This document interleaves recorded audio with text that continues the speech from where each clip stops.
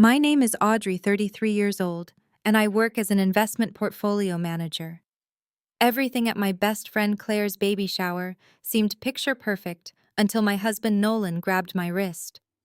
"We have to leave right now," he whispered, his face completely pale. I asked him what was wrong. He did not say a single word as he dragged me out of the luxurious suburban home. We reached our car and locked the doors. He turned to me and asked how I could possibly not notice what was happening right in front of me. What he showed me next made my stomach drop and shattered my entire existence in an instant. Before I continue this story, let me know where you are watching from in the comments below. Hit like and subscribe if you have ever had to stand up to a family who underestimated your worth. We were sitting in the driveway of Claire's immaculate estate. I was still clutching the expensive gift I had bought for her baby. Claire and I had been best friends for 15 years. I trusted her with my life. Nolan pulled out his phone. His hands were shaking. He works as a data auditor and cybersecurity expert, so he notices details that everyone else misses. He pulled up a photo he had discreetly taken inside the house. Claire had been using her tablet to project ultrasound photos onto the large television screen in the living room for all the guests to admire. For a brief second, a notification banner had dropped down from the top of her screen. Everyone else was busy cheering and drinking champagne, but Nolan saw it. He snapped a quick picture before it disappeared. "Look at the sender, and look at the amount," Nolan said, his voice tense.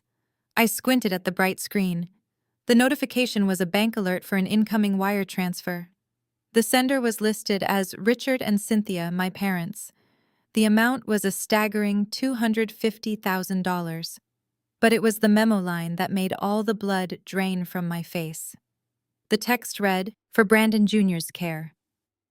I stared at the glowing screen. Brandon is my older brother. He is the undisputed golden child of our family, a man who has never held a steady job and constantly relies on our parents to bail him out of his terrible business ventures. The baby Claire was carrying was not her husband's child. It was Brandon's child. My best friend had been sleeping with my deadbeat brother, and my parents were secretly funneling $250,000 into her bank account to fund their golden boy's illegitimate baby.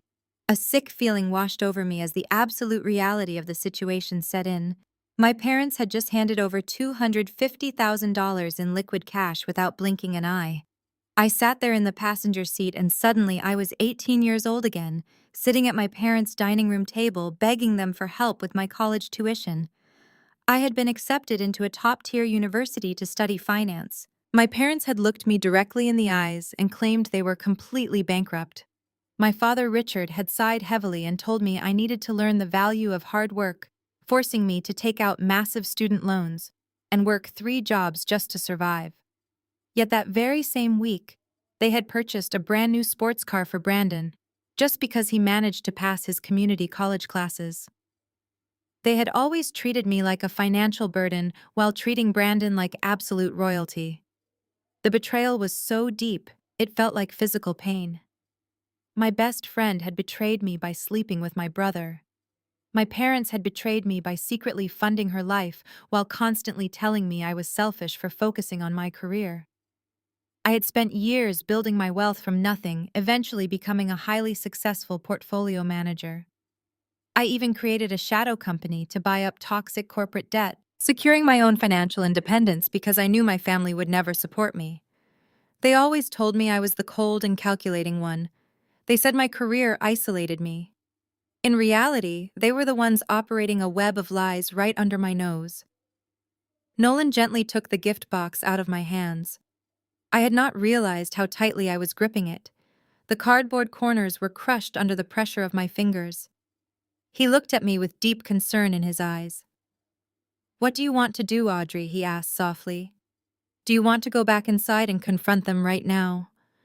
I closed my eyes and took a deep breath, forcing the tears back down. Crying would give them power. Crying was exactly what my mother Cynthia expected me to do so she could call me dramatic and unstable. I needed to be smart. I needed to be the cold and calculating portfolio manager they always accused me of being. I looked at Nolan and told him to start the car. We were going to leave quietly, and let them enjoy their fake celebration. We needed time to gather evidence before we tore their perfect facade to the ground. Nolan nodded and reached for the ignition. But before he could start the engine, a loud, violent pounding hit my passenger side window. I jumped in my seat. Standing right outside the car was my mother, Cynthia. Her face was flushed with red anger and she was glaring at me through the glass. In her manicured hand, she was clutching a crumpled piece of paper. She yanked the car door handle, but Nolan had locked it.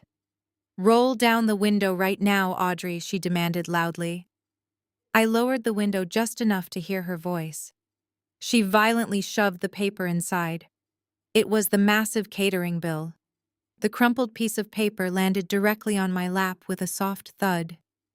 I stared down at the bold printed logo of Platinum Catering, followed by an elaborate itemized list of caviar appetizers, vintage champagne, and a towering custom baby shower cake. At the very bottom of the page, the total due glowed in heavy black ink: $15,000. I looked up at my mother through the partially opened car window. Her perfectly highlighted hair was slightly windblown and her eyes were manic with a frantic, entitled energy that I knew all too well. "Hand over your Amex, Audrey," Cynthia snapped. She tapped her French manicured fingernails impatiently against the cold glass edge of my window. "The caterers are threatening to pack up the entire dessert station if the balance is not settled right this second. Your father and I left our wallets at home." "You left your wallets at home," I repeated. My voice was dangerously calm, barely masking the sheer disbelief vibrating through my entire body. "You came to a lavish baby shower that you supposedly hosted for your daughter-in-law, and you conveniently forgot your wallets." Cynthia rolled her eyes and let out a dramatic, exasperated sigh. "Do not start with your endless interrogations, Audrey. We have a massive amount on our plate right now. Brandon is in the middle of launching his new crypto consulting firm, and he desperately needed our liquid capital for his initial investment round.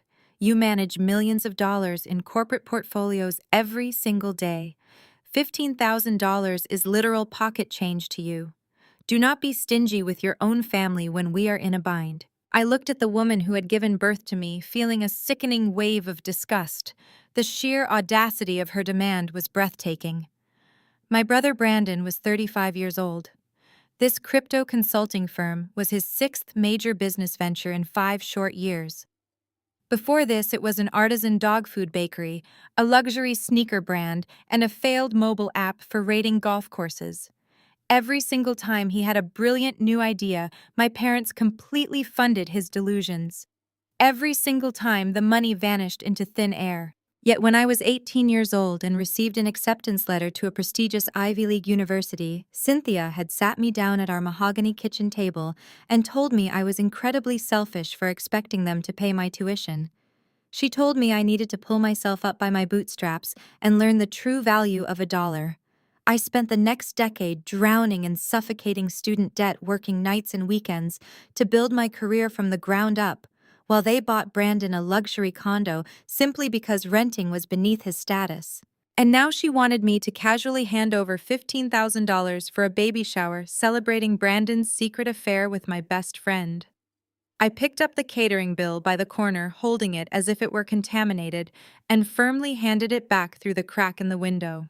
"This is not my bill, Mom," I said, keeping my gaze locked onto hers. "And this is certainly not my financial burden to bear. If you and Dad want to fund a party for Claire, you can figure out how to pay for it yourselves." Cynthia's face twisted into an ugly, unrecognizable snarl. She tried to shove the heavy paper back into the car, but I held my ground, refusing to take it. "You are absolutely unbelievable," she hissed. Her voice was rising loud enough for the valet parking attendants to turn and stare at our vehicle. "Your brother is building an empire. He needs our unconditional support. You have a fundamental duty to help this family when we ask. I am asking for one simple favor." "No, you are demanding that I subsidize your lies?" I shot back, gripping the leather steering wheel until my knuckles turned white. "You are paying Claire to keep her quiet about Brandon's child, and now you want me to pay for the catering to keep up your perfect suburban appearances. I am completely done being your backup bank account, Cynthia." I did not wait for her response. I pressed the button to roll up the window. Cynthia shrieked and snatched her fingers back just a split second before the tinted glass sealed shut. I hit the central locking button with a loud, satisfying click, shifted the car into reverse, and pressed my foot down on the gas pedal. Through the rearview mirror, I watched my mother standing alone in the middle of the sprawling circular driveway. She was screaming words I could no longer hear her face, bright red, frantically waving the catering bill in the air like a weapon. Nolan placed a comforting, warm hand on my knee as we pulled out of the wrought iron gates and merged onto the main road. We drove home in a heavy, suffocating silence. The adrenaline was slowly wearing off, leaving behind a cold, hard knot of profound anger in my chest. I had spent my entire adult life trying to prove my worth to people who only ever saw me as a convenient financial safety net for their golden boy. I realized then that my parents did not just heavily favor Brandon. They actively despised my independence because they could not control it or manipulate it for their own gain. The night passed in a blur of restless pacing and hushed conversations. Nolan and I stayed up late piecing together the timeline of Brandon and Claire's affair, realizing the glaring signs had been there for months. The sudden expensive lunches Claire was taking, the mysterious weekend trips Brandon claimed were for critical business meetings, my parents suddenly treating Claire like absolute royalty. It was a perfectly orchestrated web of deceit, and I had been the blind fool caught right in the middle of it. I finally managed to get a few restless hours of sleep before my alarm woke me at exactly 6 in the morning. I had a major client portfolio review at 9, and I needed to bury my overwhelming emotions and function like the professional I was trained to be. I arrived at my office in downtown Hartford, poured myself a large cup of black coffee, and opened my laptop. The panoramic view of the city skyline usually grounded my thoughts, but today my mind was racing with defensive strategies. I needed to isolate my finances completely. I needed to ensure my parents had absolutely zero access to any of my accounts, trusts, or assets. At exactly 8:45, I was reviewing a dense quarterly earnings report when my personal cell phone vibrated violently against the mahogany desk. I glanced at the glowing screen. It was an automated text message from American Express, marked with a bright red, urgent fraud alert icon. I picked up the phone, my brow furrowing in deep confusion. The digital message was exceptionally clear and direct. Did you authorize a charge of $15,000 to Platinum Catering at 8:42 a.m.? Reply yes or no. My heart slammed against my ribs, echoing in my ears. I reached into my purse.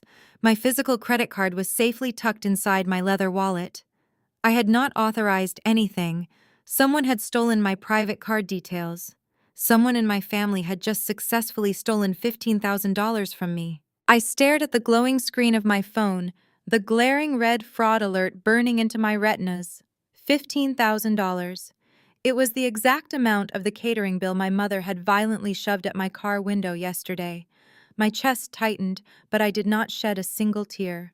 Crying was a useless biological response. Crying was what Cynthia expected me to do.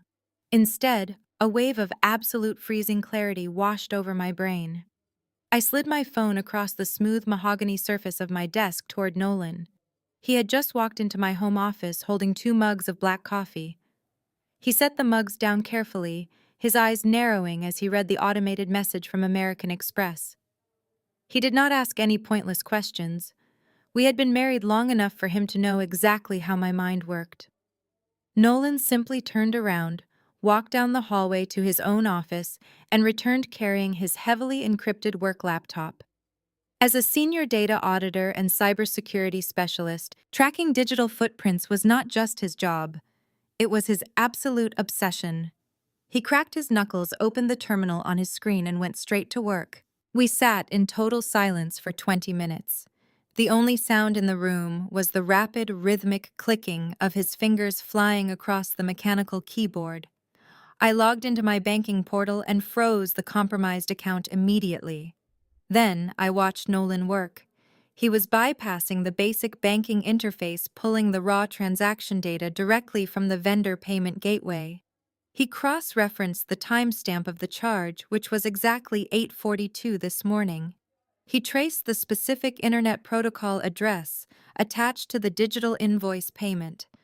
I leaned over his shoulder, watching lines of code reflect in his glasses. The payment was not processed from my parents' house. It was not processed from Claire's suburban estate. The charge originated from a cellular network. Nolan ran a quick diagnostic trace on the device identifier. A small gray box popped up on his screen displaying the device name. It read Sabrina's iPhone 14 Pro Max. My younger sister, Sabrina. The 30-year-old woman who spent her entire existence curating a fake life of luxury on social media. The puzzle pieces violently snapped together in my mind.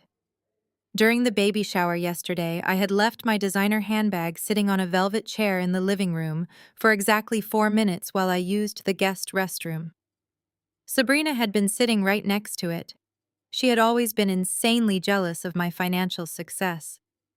She must have slipped her perfectly manicured hand into my purse, taken a quick photograph of my platinum card, and put it right back. She used my hard-earned money to pay the caterer this morning so she could play the generous, wealthy aunt and impress Claire and my parents. It was disgusting, but it was not surprising.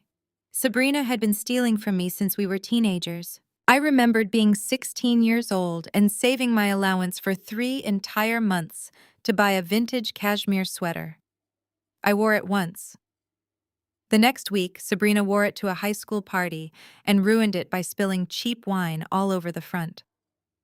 When I confronted her, Cynthia had immediately stepped in, shielding Sabrina and yelling at me for being ungenerous. Sisters share. Audrey, Cynthia had scolded me. Do not be so materialistic. My parents had trained Sabrina to believe that what was mine was automatically hers, but stealing a sweater was one thing. Stealing $15,000 was grand larceny. Nolan did not stop typing. His jaw was set in a tight, rigid line. If she felt comfortable enough to steal this card, he muttered, his eyes scanning a new set of databases. We need to see what else she has been doing. Give me your social security number again. I recited the 9 digits. Nolan ran a comprehensive deep audit of my entire credit history, utilizing back channels and dark web monitoring tools that standard credit bureaus simply do not possess. What he found over the next 45 minutes made the $15,000 catering charge look like absolute pocket change. Sabrina had not just stolen my credit card yesterday. She had completely stolen my identity. Nolan pulled up 5 separate hidden credit accounts. There was a maxed-out card at a high-end luxury department store. There was a revolving line of credit at a premium cosmetic surgery clinic. There was even a secret lease agreement for a luxury vehicle. Sabrina had used my social security number, my stellar credit score, and a slightly altered version of my home address to fund her pathetic, hollow Instagram lifestyle. She was tens of thousands of dollars in debt, and my name was on every single document. I stared at the screen, my heart pounding a slow, heavy rhythm against my ribs. My sister was a literal felon. She was actively destroying my financial reputation to buy designer shoes and chemical peels. Nolan slowly closed his laptop and looked up at me. His voice was completely serious. We need to call the police right now, Audrey. This is massive identity theft. I will print all the digital evidence. We can have her arrested before noon. I shook my head slowly. My eyes locked on the wall ahead of me. No, I said, my voice dropping to a dangerous, icy whisper. The police will just take a standard report. They will file paperwork. My father will hire a high-priced defense attorney to bail her out and spin a ridiculous story about a misunderstanding. I am not letting them control this narrative behind closed doors. I grabbed my car keys from the desk. It was exactly 10:30 on a Sunday morning. I knew exactly where my entire family was right now. Every single Sunday without fail, Richard and Cynthia hosted a lavish champagne brunch at their sprawling estate. It was a mandatory weekly performance where they gathered to drink expensive mimosas, congratulate themselves on their superiority, and tear down anyone who was not in the room. Brandon would be there gloating about his new baby. Sabrina would be there probably bragging about paying the catering bill. I marched out of my office down the hallway and straight to my car. Nolan grabbed his jacket and followed right behind me, his silent presence offering all the support I needed. The drive to the estate took 20 minutes. I broke the speed limit the entire way, my hands gripping the steering wheel so hard my knuckles turned white. When we arrived at the massive iron gates of my childhood home, I did not bother buzzing the intercom. I used my old access code to force the gates open. I parked my car directly on the pristine front lawn, ignoring the circular driveway entirely. I walked up the marble front steps, my heels echoing like gunshots against the stone. I did not knock. I reached out, grabbed the brass handles of the heavy double dining room doors, and kicked them wide open. The dining room doors crashed against the walls with a thunderous boom. The impact rattled the crystal pitchers and silver chafing dishes arranged on the long table. My mother Cynthia gasped sharply, clutching a white linen napkin to her chest. Richard paused with his fork hovering halfway to his mouth. Brandon sat completely frozen beside Claire, and there, sitting directly across from her husband Jamal, was Sabrina. She was holding a crystal flute of champagne, looking oblivious to the storm about to consume her perfect Sunday morning. I did not utter a single greeting. I marched to the head of the table, bypassing my mother's shocked face, and threw the thick stack of printed financial audits directly onto Sabrina's porcelain plate. The papers scattered violently across the table, knocking over her champagne and soaking the lace tablecloth. "What is your problem?" Sabrina shrieked. She jumped up as the alcohol splashed onto her silk dress. I pointed a steady finger directly at the scattered documents. "That is every single fraudulent credit application, unauthorized bank transfer, and forged signature you executed using my social security number. You did not just steal $15,000 for a catering bill yesterday. You completely stole my identity. You committed multiple federal felonies to fund your pathetic fake lifestyle." Sabrina did not attempt to deny the accusations. She instantly deployed her ultimate lifelong defense mechanism. The tears began flowing before I had even finished my sentence. Her lower lip quivered, and she collapsed back into her chair, burying her face in her hands and sobbing loudly. It was the exact same theatrical performance she used when she wrecked my car in high school to avoid punishment. Jamal sat perfectly still. He was a highly respected corporate attorney, a man who built his career and reputation on strict legal integrity and unwavering ethics. He reached out with a deliberate motion and pulled the soaked papers toward his side of the table. His dark eyes scanned the top sheet, then the second, reading the undeniable digital trail Nolan had spent the morning uncovering. He saw the IP addresses linking back to their home network, the altered billing addresses, and the forged signatures on the luxury car lease. I watched the color drain from Jamal's face. He looked at Sabrina, his wife, not with anger, but with absolute visceral disgust. "You committed wire fraud," Jamal said. His deep voice carried a terrifying quietness that cut through her fake sobbing. "You stole your own sister's identity to buy designer handbags and lease luxury cars. You are a felon, Sabrina." Sabrina cried even louder, reaching out a trembling hand to grab Jamal's arm, but he recoiled from her touch, as if she were carrying a highly contagious disease. He pushed his chair back, distancing himself from the woman he thought he knew. "That is enough," Richard bellowed. My father slammed his heavy fist onto the solid wood table with such force that the silverware jumped and clattered. He stood up, his face turning a dangerous shade of crimson. He pointed a thick, accusatory finger at me. "It is just money, Audrey," he yelled. "We are family. You make more than enough at your firm to cover this inconvenience. If you call the police on your sister, you will destroy her marriage and ruin her life over a few credit cards. You need to drop this immediately." I stared at him, my stomach twisting with a familiar, sickening realization. He was doing it again. He was rewriting reality to protect the guilty party and punish the victim, just because the guilty party was one of his favorites. I looked my father dead in the eyes, refusing to back down.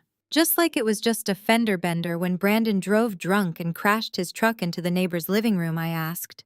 My voice was laced with venom. I was 20 years old when that happened. I remembered Richard bribing the local police chief with a campaign donation and screaming at me for parking my car too close to the street. He had blamed my parking job for his golden boy's severe intoxication. You forced me to take the blame for the property damage so Brandon would not get a criminal record. You have always protected the criminals in this house while throwing me under the bus. Richard's eyes narrowed into dark slits. He marched around the large dining table and stopped mere inches from my face, attempting to use his physical size to intimidate me. "You listen to me very carefully," he growled.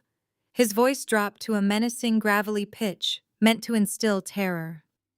"You are going to take these papers, you are going to walk out that front door, and you are going to forget this ever happened.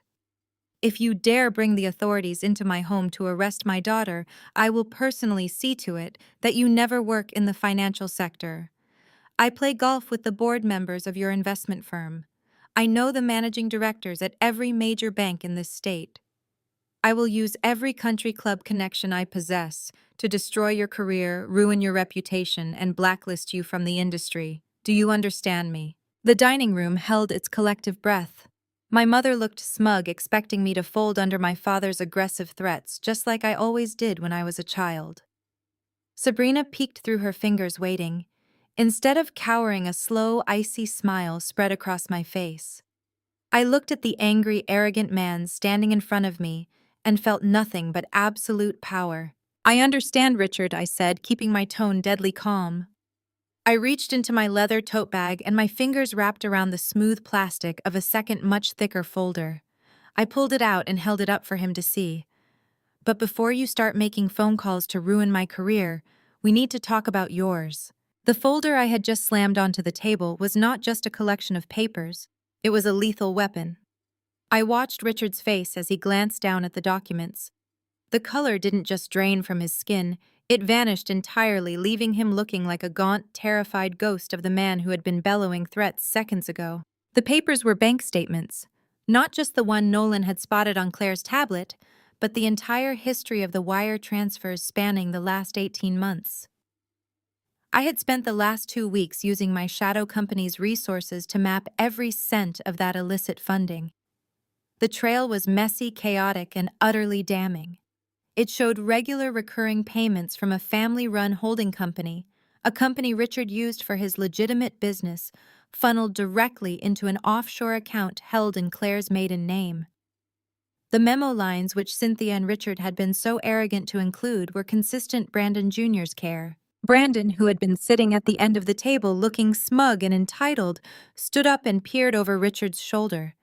His face mirrored his father's shock. He looked at the paper, then back at me, his mouth opening and closing like a landed fish.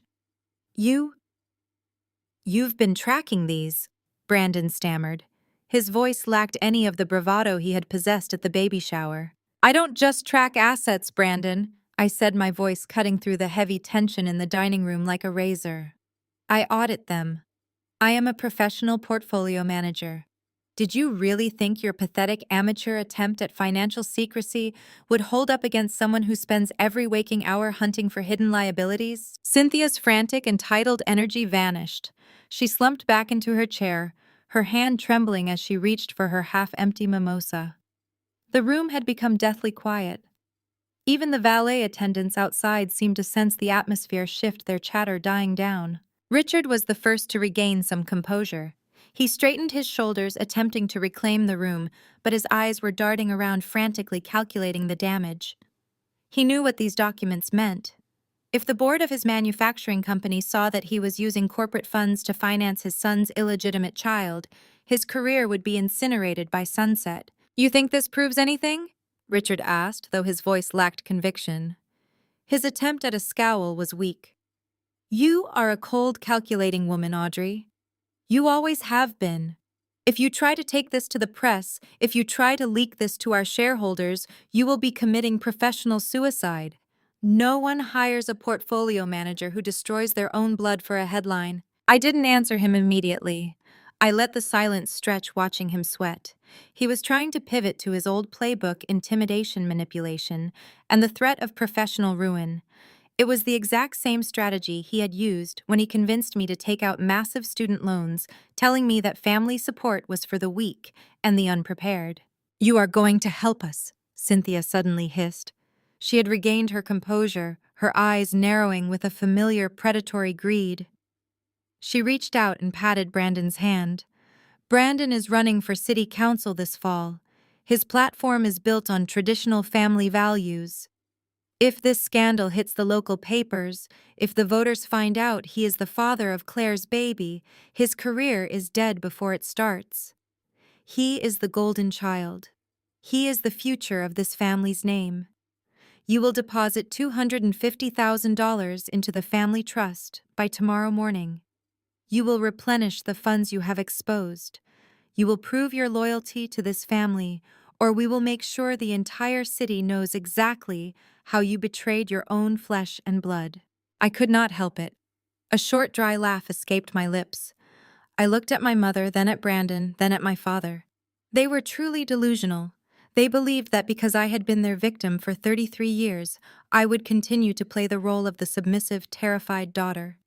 You are asking me to pay you to fix a mess that you created, I said. You want me to fund your campaign trail so you can continue your cycle of lies? That is not a request, Richard roared, his face darkening again. It is a demand. You are a Watson. Your name is tied to ours. If we go down, you go down with us. Your career, your reputation, your precious independence, it all vanishes.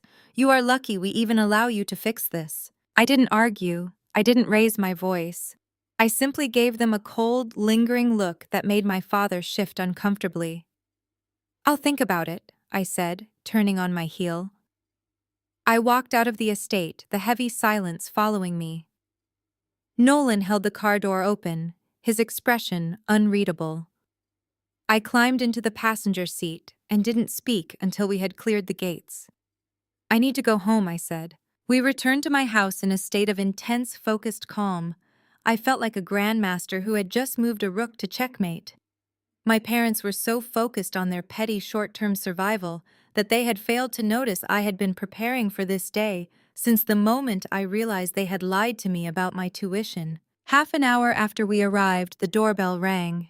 It wasn't my parents, and it certainly wasn't Brandon. A courier in a dark, nondescript uniform stood on my porch.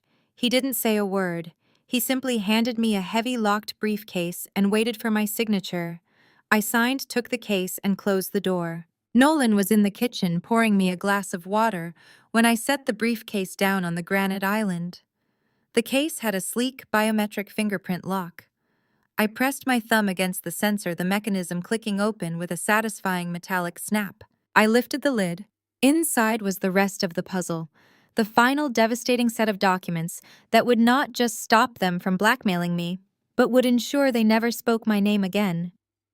It was the paper trail for their entire illegal shell company scheme, including the offshore bank records that linked their corporate assets to tax fraud, money laundering, and illegal campaign donations.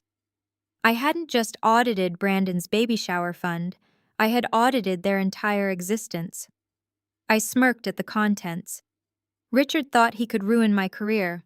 He hadn't realized that I had already spent the last year ensuring he had no career left to defend. The lid of the briefcase rested against the granite countertop, revealing stacks of documents, bank audits, and corporate bonds. The paper smelled of ink and victory.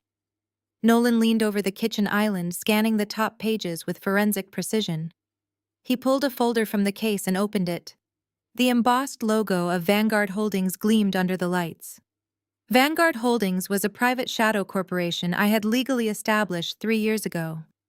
I was the sole proprietor, the only shareholder, and the architect of its entire portfolio. For 3 long years, I had utilized Vanguard Holdings to purchase toxic corporate debt for pennies on the dollar, restructuring failing businesses and liquidating unsalvageable assets. It was a ruthless sector of the financial industry. It required a cold, calculating mindset, the mindset my family constantly criticized me for possessing. Nolan flipped through the redacted ledgers, tracing a complex web of corporate loans, deferred payments, and outstanding liabilities. He looked up at me, his eyes wide with a mixture of shock and awe. Audrey, Nolan said, his voice dropping to a hushed whisper. Tell me you did not actually do this. I stepped closer to the island, resting my hands on the cool granite. I looked down at the documents representing the culmination of my strategic planning. I nodded slowly, a predatory smile pulling at the corners of my mouth. Richard has been lying to everyone for years, I said, my voice devoid of sympathy.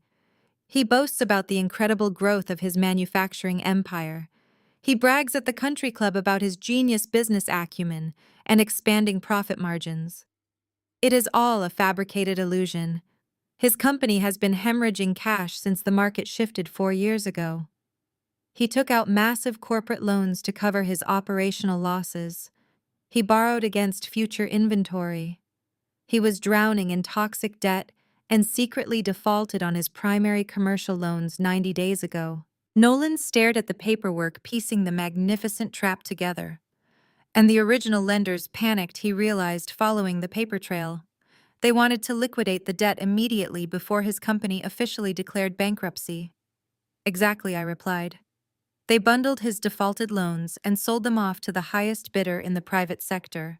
They sold them to Vanguard Holdings. Nolan let out a low whistle, shaking his head. You bought your own father's corporate debt. You own $15 million of his outstanding liabilities. Audrey, you are not just his daughter anymore. You are his primary creditor. You own his entire manufacturing company. The sheer irony of the situation was intoxicating. I closed my eyes, transported back to my college graduation day. I stood in the sweltering heat, proudly clutching my graduate degree in finance and economics. I worked 3 grueling jobs to pay my tuition, determined to build a career nobody could take away from me. Richard attended the ceremony in his designer suit. When I showed him my diploma, he scoffed, rolling his eyes. He told me a finance degree was a useless piece of paper for people who lacked business instincts. He said I would spend my life crunching numbers for men who built things. He mocked my education, my ambition, and my intelligence. Now that very same education was the instrument of his financial destruction. I held the strings to the empire he claimed to have built. Nolan continued to sift through the packets, his eyes darting across paragraphs of fine print and contractual jargon. He was looking for any trapdoors Richard might have installed to protect himself. Suddenly, Nolan stopped. He pushed his glasses up his nose and pulled an addendum out of the heavy stack. He read it twice, his brow furrowing in deep concentration. Audrey, he said, his voice changing tone. You need to look at this right now. I walked around the island and stood beside him, looking at the page he had isolated. It was a collateral agreement, a deeply buried clause attached to the final desperate loan Richard secured before defaulting. I read the legal text, my heart beating a slow, heavy rhythm in my chest. My father reached a point of such profound financial desperation that he bypassed his corporate assets entirely. He leveraged the house. I whispered, the reality of the document setting in. Nolan nodded, tapping the signature line. He secretly used the family estate as direct collateral to secure the final $3 million. Your mother probably has zero idea he did this. If the company defaults, the creditor assumes immediate possession of the property. I stared at the paperwork. The sprawling suburban mansion where I endured decades of emotional abuse. The immaculate estate where Cynthia hosted her high society parties.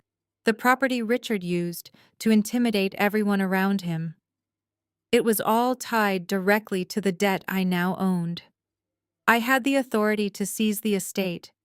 I had the power to evict my parents, lock the gates, and make them homeless by Friday morning. The blackmail threat Richard delivered just an hour ago felt pathetic now. He thought he held the cards, but I owned the entire casino. I reached out to gather the documents, ready to formulate my strike. But before I could speak, the sudden chime of my doorbell shattered the quiet of the kitchen. I frowned, glancing at the security monitor mounted on the wall. I was not expecting any visitors today, and the gates to our driveway were locked. I tapped the screen, bringing up the video feed from the porch camera. Standing there, looking incredibly tense and exhausted, was a tall man in a dark suit. He was holding a leather briefcase of his own. It was Jamal. Sabrina's husband was standing on my porch. The corporate attorney who had discovered his wife was a felon. I looked at Nolan, an understanding passing between us. The game was escalating faster than we anticipated. I smoothed my shirt, took a deep breath, and walked to answer the door. I pulled the heavy oak door open. Jamal stood under the porch-light rain beginning to drizzle behind him. He did not look like the composed, immaculate corporate attorney who had sat at my parents' dining table just hours ago. His tie was loosened, his shoulders were slumped, and his eyes were bloodshot. In his right hand, he tightly gripped a thick stack of glossy paper. I recognized the letterheads immediately. They were the physical copies of the hidden credit card statements Nolan had just unearthed. Jamal looked at me, a profound mixture of heartbreak and absolute rage etched across his face. He stepped out of the cold wind and into my foyer, handing me the stack of bills without a single word of greeting. I closed the door, the heavy click sealing us inside. He took a deep breath, looking around my home. "I am so deeply sorry," Audrey Jamal finally said. His voice was heavy with exhaustion. "I had absolutely no idea she was doing this to you. I swear to you, on my career and my life, I was completely in the dark until you threw those papers on the table today." I motioned for him to follow me into the kitchen, where Nolan was still standing by the island, the Vanguard Holdings documents safely tucked back into their briefcase. Nolan nodded at Jamal, pouring a fresh cup of coffee and sliding it across the granite counter. Jamal took it, his hands shaking slightly against the warm ceramic. He took a sip and set the mug down, his expression hardening into pure, unadulterated resolve. "As an officer of the court, I cannot and will not be implicated in multiple federal felonies," Jamal stated. His tone shifted from a broken husband to a ruthless litigator. "I told Sabrina I was filing for divorce the second we got back to our house. I told her I was freezing our joint accounts and reporting her actions to the authorities to clear my own name." I watched his jaw clench tightly. Sabrina did not apologize. She did not beg for forgiveness. Instead, she completely flipped the script. She looked me dead in the eyes and threatened to ruin my entire existence. If I file for divorce and expose her financial crimes, she promised to go straight to the police and file false domestic abuse charges against me. She threatened to stage physical injuries and drag my name through the mud until I lost my law license, my reputation, and every single asset I have spent the last decade building. I stared at him in sheer disbelief, though a dark, cynical part of my brain knew exactly how Sabrina operated. She was cornered, and like our parents, her first instinct was to destroy whoever stood in her way. Jamal paced the length of my kitchen, the frustration radiating from him in waves. "For 3 years, I have smiled and nodded through their thinly veiled insults," he continued, his voice dropping to a low, furious octave. "I sat at that ridiculous Sunday brunch table while Cynthia constantly made backhanded comments about my background. She would casually ask if my law degree was part of a diversity quota. Sabrina would laugh and tell her friends it was so trendy to have a successful Black husband, treating me like a designer accessory rather than a human being. I swallowed my pride and ignored their blatant racist microaggressions because I thought I loved her. I thought I was keeping the peace. But today, seeing her leverage my race and my gender to threaten me with false abuse allegations, knowing how the legal system historically treats men who look like me, I realize she is a monster. They all are." I stepped forward and placed my hand firmly on his shoulder. "You are not fighting them alone anymore, Jamal." Nolan pulled the Vanguard Holdings briefcase back to the center of the kitchen island. I popped the biometric lock and opened the lid, turning the documents so Jamal could read the top page. I explained exactly what I had done over the past 3 years.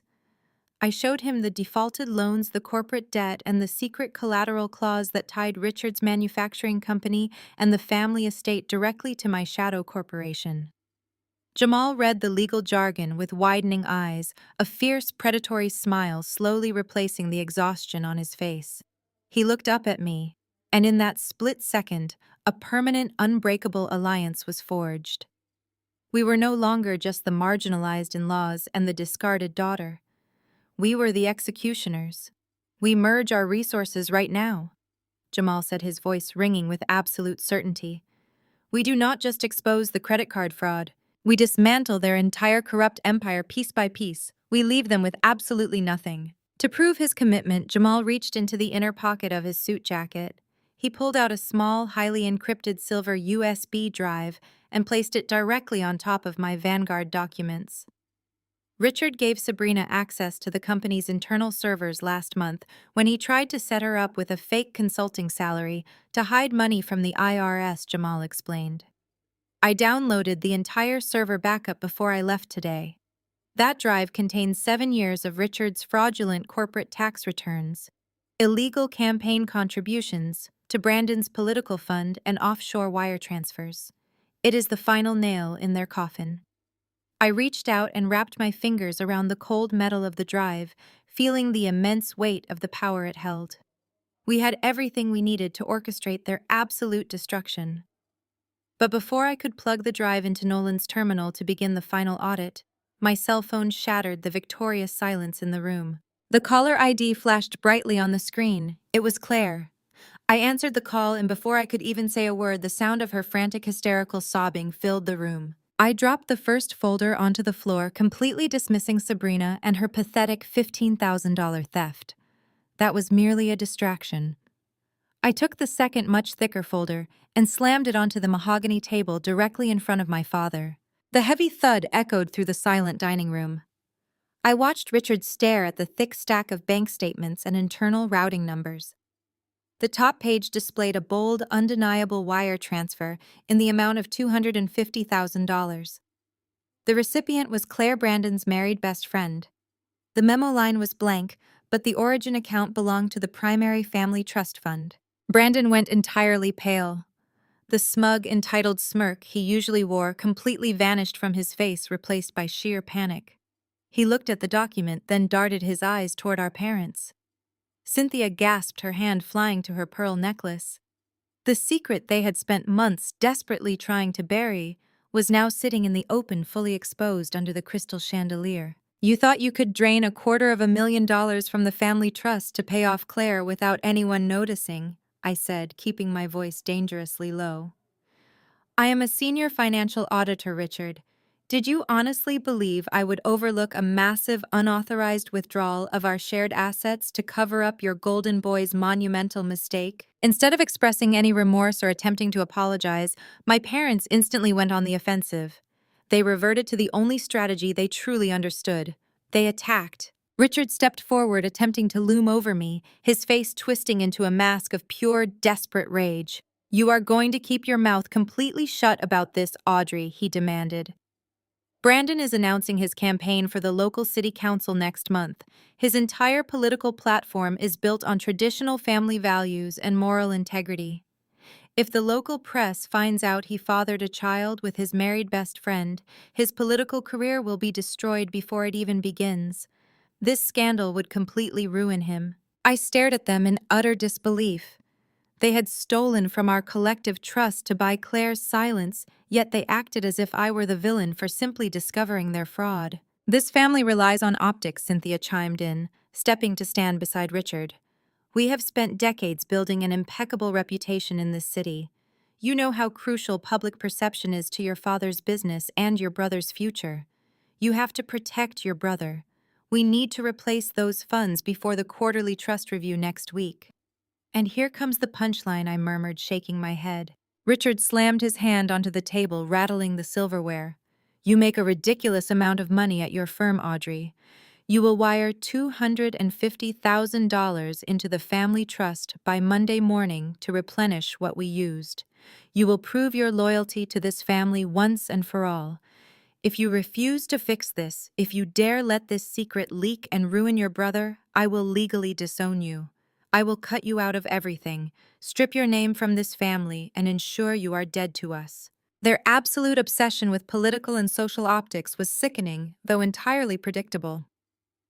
Growing up in this house, my siblings and I were never viewed as actual children. We were simply public relations assets, carefully managed tools used to enhance Richard and Cynthia's social standing. I vividly remembered my high school graduation. I had just been awarded a full academic scholarship, but my mother refused to let me stand in the front of our family portrait because my dress clashed with Brandon's tie. She positioned Brandon in the center, constantly adjusting his collar, treating him like a prized show pony. When Brandon was caught cheating on his college entrance exams, Richard did not punish him. Instead, he donated a new scoreboard to the school's athletic department to ensure the incident was quietly erased from the records. They had spent my entire life covering up the flaws of their favored children to maintain a flawless facade, treating me like a disposable prop to be used only when convenient. I looked at Brandon, who was currently cowering behind our mother, too cowardly to even speak for himself. Then I looked at Richard, whose face was purple with entitled rage. He truly believed he could bully me into financing their web of lies. I did not yell.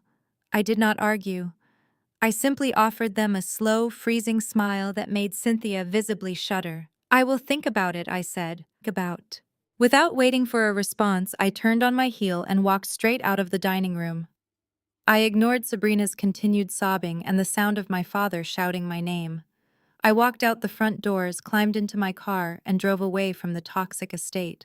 The drive back to my own house was silent and calm. I did not feel fear or anxiety about Richard's threats of disownment. In fact, his desperate attempt at blackmail only confirmed what I already knew. They were incredibly weak, terrified people clinging to an illusion of control. When I pulled into my driveway, a black delivery van was already parked near my front porch. A professional uniformed courier stood by my door holding a digital clipboard. I approached him, verifying my identity and signing the encrypted digital receipt.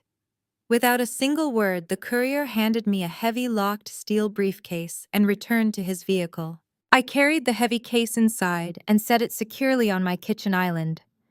I entered the complex alphanumeric code into the biometric lock. The latches clicked open with a satisfying heavy snap.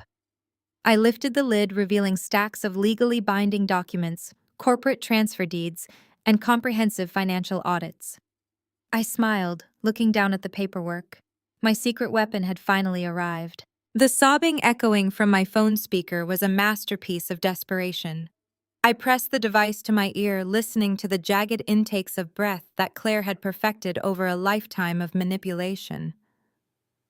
Jamal stood still in my kitchen, his jaw clenched, while Nolan paused with his hand hovering over the drive. I put the call on speakerphone and placed it on the granite island so they could hear every word. "Audrey, please!" Claire wailed, her voice cracking with manufactured panic. "You are the only person I can call. I am so scared." I kept my expression perfectly neutral, motioning for Jamal to remain silent. "What is wrong, Claire?" I asked, infusing my tone with false concern. "Where are you?" "He found out," Claire cried. "My husband found out about the baby. He found out about Brandon.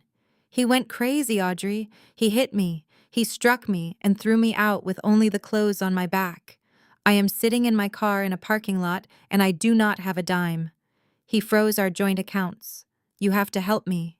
I looked at Nolan, who raised a skeptical eyebrow. I remembered this from high school.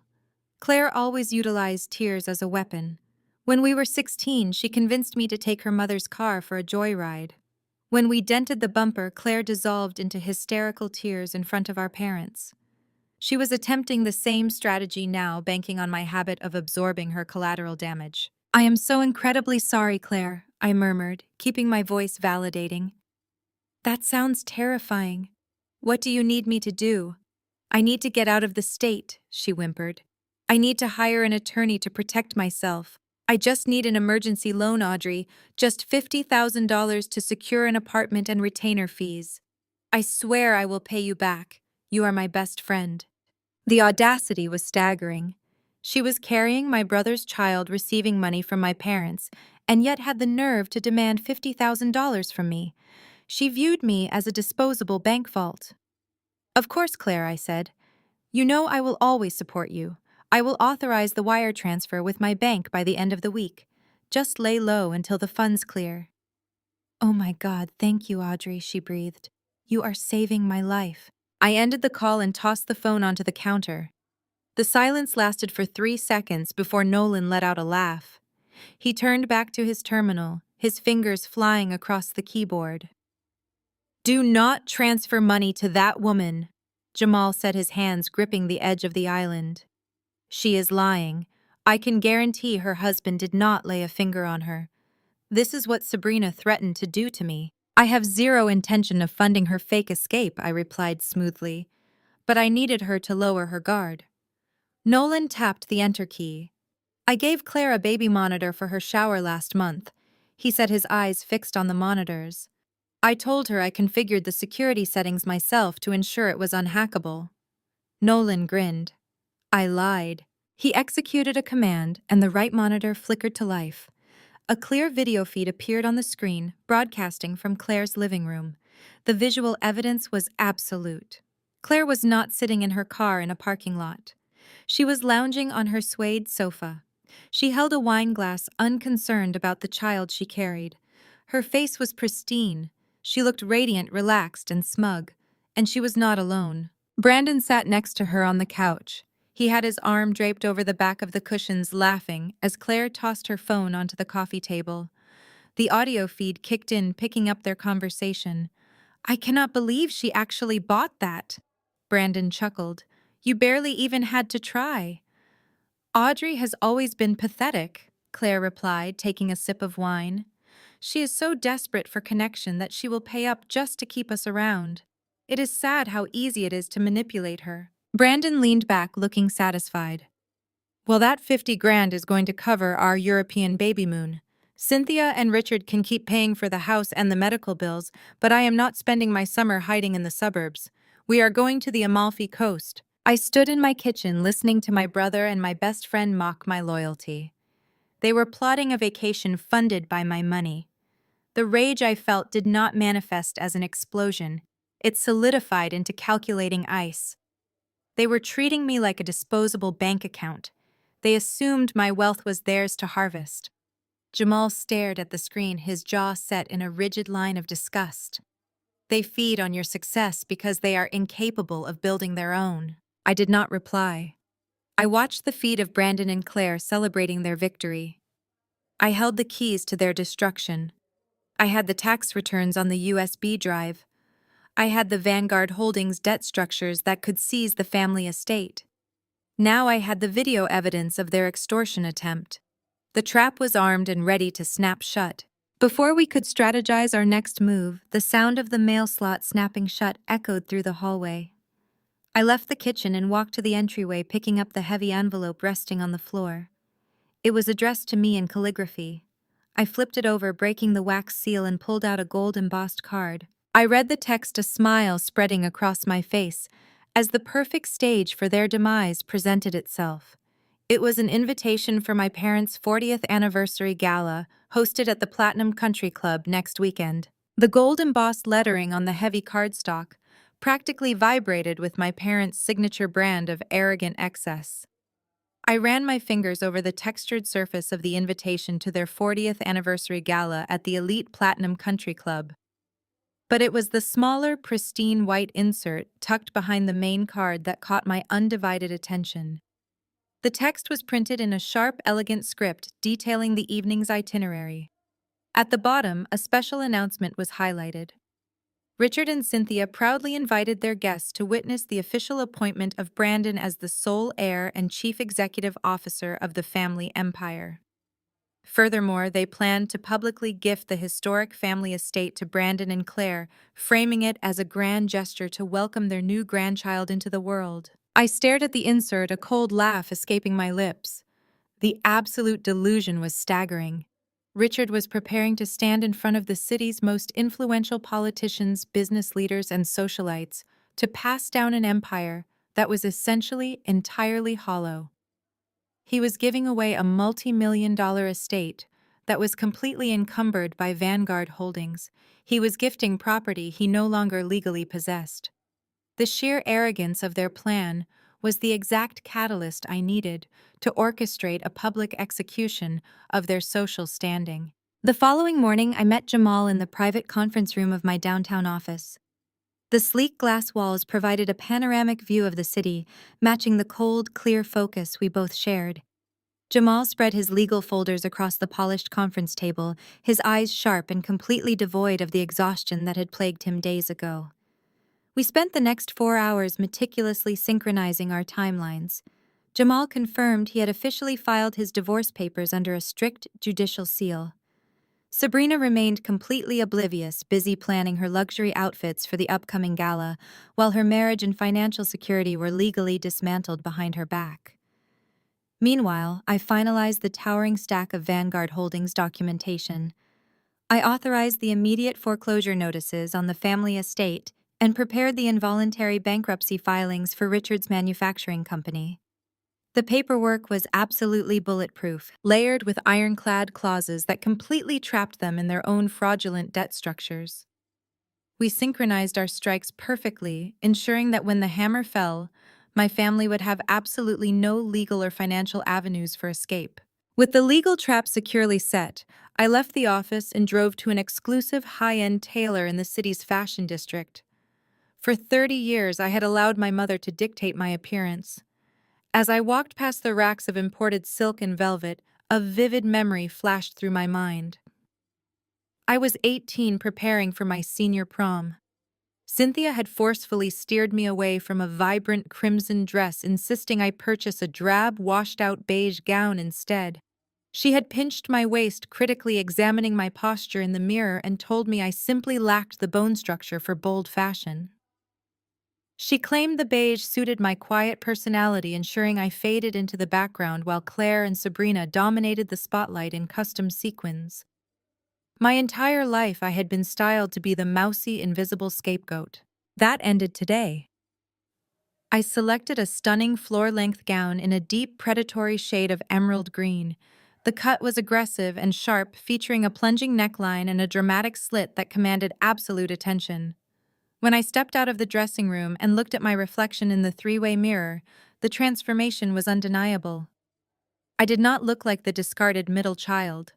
I looked like a woman who owned the room. The tailor pinned the waist, perfectly accentuating my figure. I paid in cash, instructing them to have the alterations finished by the end of the week. I was going to walk into that country club and completely shatter their carefully constructed illusion. The morning of the highly anticipated gala finally arrived with crisp, perfectly clear blue skies. I sat quietly at my home office terminal, a fresh cup of dark roast coffee resting beside my glowing keyboard. Nolan was logged into the secure network, remotely carefully monitoring the live digital traffic as I prepared my final devastating financial maneuver. Because my hidden shadow corporation held the absolute primary liens on Richard's vulnerable business assets, and the family trust, I possessed the unilateral authority to trigger an immediate default protocol. I smoothly accessed the master banking portal, skillfully navigating through the incredibly complex, tangled network of my family's private financial accounts. I saw the various joint credit cards, the exorbitant corporate expense accounts, and Brandon's platinum lines of credit. They were all inextricably linked to the very collateral I now legally controlled. With slow, deliberate keystrokes, I initiated a total, irrevocable hard freeze on every single credit line attached to the Wilson family name. I did not execute the command immediately. Instead, I accessed the timing protocols, my eyes fixed on the digital clock on my screen. The gala was scheduled to begin at 6 precisely, with Richard's grand announcement slated for the middle of the luxurious dinner service. I set the execution timer for exactly 8 in the evening. It was the exact moment the country club management would automatically run my father's primary platinum card to cover the exorbitant catering and venue costs for the 500 guests. I locked the secure system and stepped away from the polished desk, a profound sense of ultimate satisfaction washing over my entire body. The timer was ticking down. The brutal divorce papers were sealed. The devastating foreclosure documents were printed. Tonight, my proud father would excitedly stand at a decorated podium and try to hand Brandon a golden kingdom that did not exist. Tonight, the wealthy elites of our city would watch the mighty Wilson family burn to the ground. Tonight, they would all truly finally pay for their sins. The Platinum Country Club was a fortress of old money and manufactured prestige. Valets in crisp white jackets rushed to open luxury vehicles as Nolan and I pulled up. I stepped out the cool evening air, catching the heavy silk of my emerald gown. The aggressive cut and plunging neckline felt like a suit of armor. I had spent my entire life shrinking into the background, wearing muted colors to avoid my mother's harsh critiques. Tonight, I was impossible to ignore. Nolan stood beside me in a tailored charcoal tuxedo, offering his arm with a knowing smile. We walked up the marble steps and passed through the oak doors, stepping into a world built entirely on predatory social maneuvering. The grand ballroom was a spectacle of excessive wealth. Crystal chandeliers cast a warm glow over the attendees. The room was packed with the city's most influential figures. I spotted local politicians sipping champagne, prominent real estate investors, exchanging business cards, and socialites draped in diamonds they could barely afford. The air hummed with the sound of string instruments and calculated networking. My parents had spared no expense to orchestrate the perfect backdrop for their grand illusion. As we navigated the crowded foyer, the sea of tailored suits and evening gowns parted. People turned to stare. A few whispered behind their crystal flutes, their eyes tracking the emerald silk that trailed behind me. I kept my posture straight, ignoring the stares and focusing on the layout of the room. Right in the center of the ballroom, elevated on a raised platform, sat the VIP table. It was draped in white silk and adorned with massive arrangements of white orchids. Brandon sat at the center looking smug in a velvet dinner jacket. Claire sat directly to his right wearing a maternity gown that clung to her figure, clutching a flute of sparkling cider. Sabrina was positioned on his left, her posture rigid, her smile plastered in place as she nodded at passing guests. They looked like the perfect picture of aristocratic succession. My quiet observation was abruptly interrupted by a sharp tap on my arm. I turned to find Cynthia standing there, her face pinched into a tight, disapproving sneer. She wore a heavy silver gown that looked more like armor than fabric, her neck weighed down by the family pearls. She looked me up and down, her eyes narrowing as she took in the expensive cut of my dress and the unmistakable confidence in my posture. "I see you decided to make a spectacle of yourself," Cynthia murmured, her voice dripping with venom. "We are trying to project elegance tonight, Audrey, not desperation." Before I could respond, she leaned in close, her manicured fingers digging sharply into my forearm. The heavy scent of her floral perfume was suffocating. She lowered her voice to a harsh, demanding whisper. "I hope you brought the $50,000 for Claire. Do not ruin our night by being poor, Audrey. Brandon needs this transition to be absolutely flawless." I looked down at her hand, then met her eyes with a perfectly neutral expression.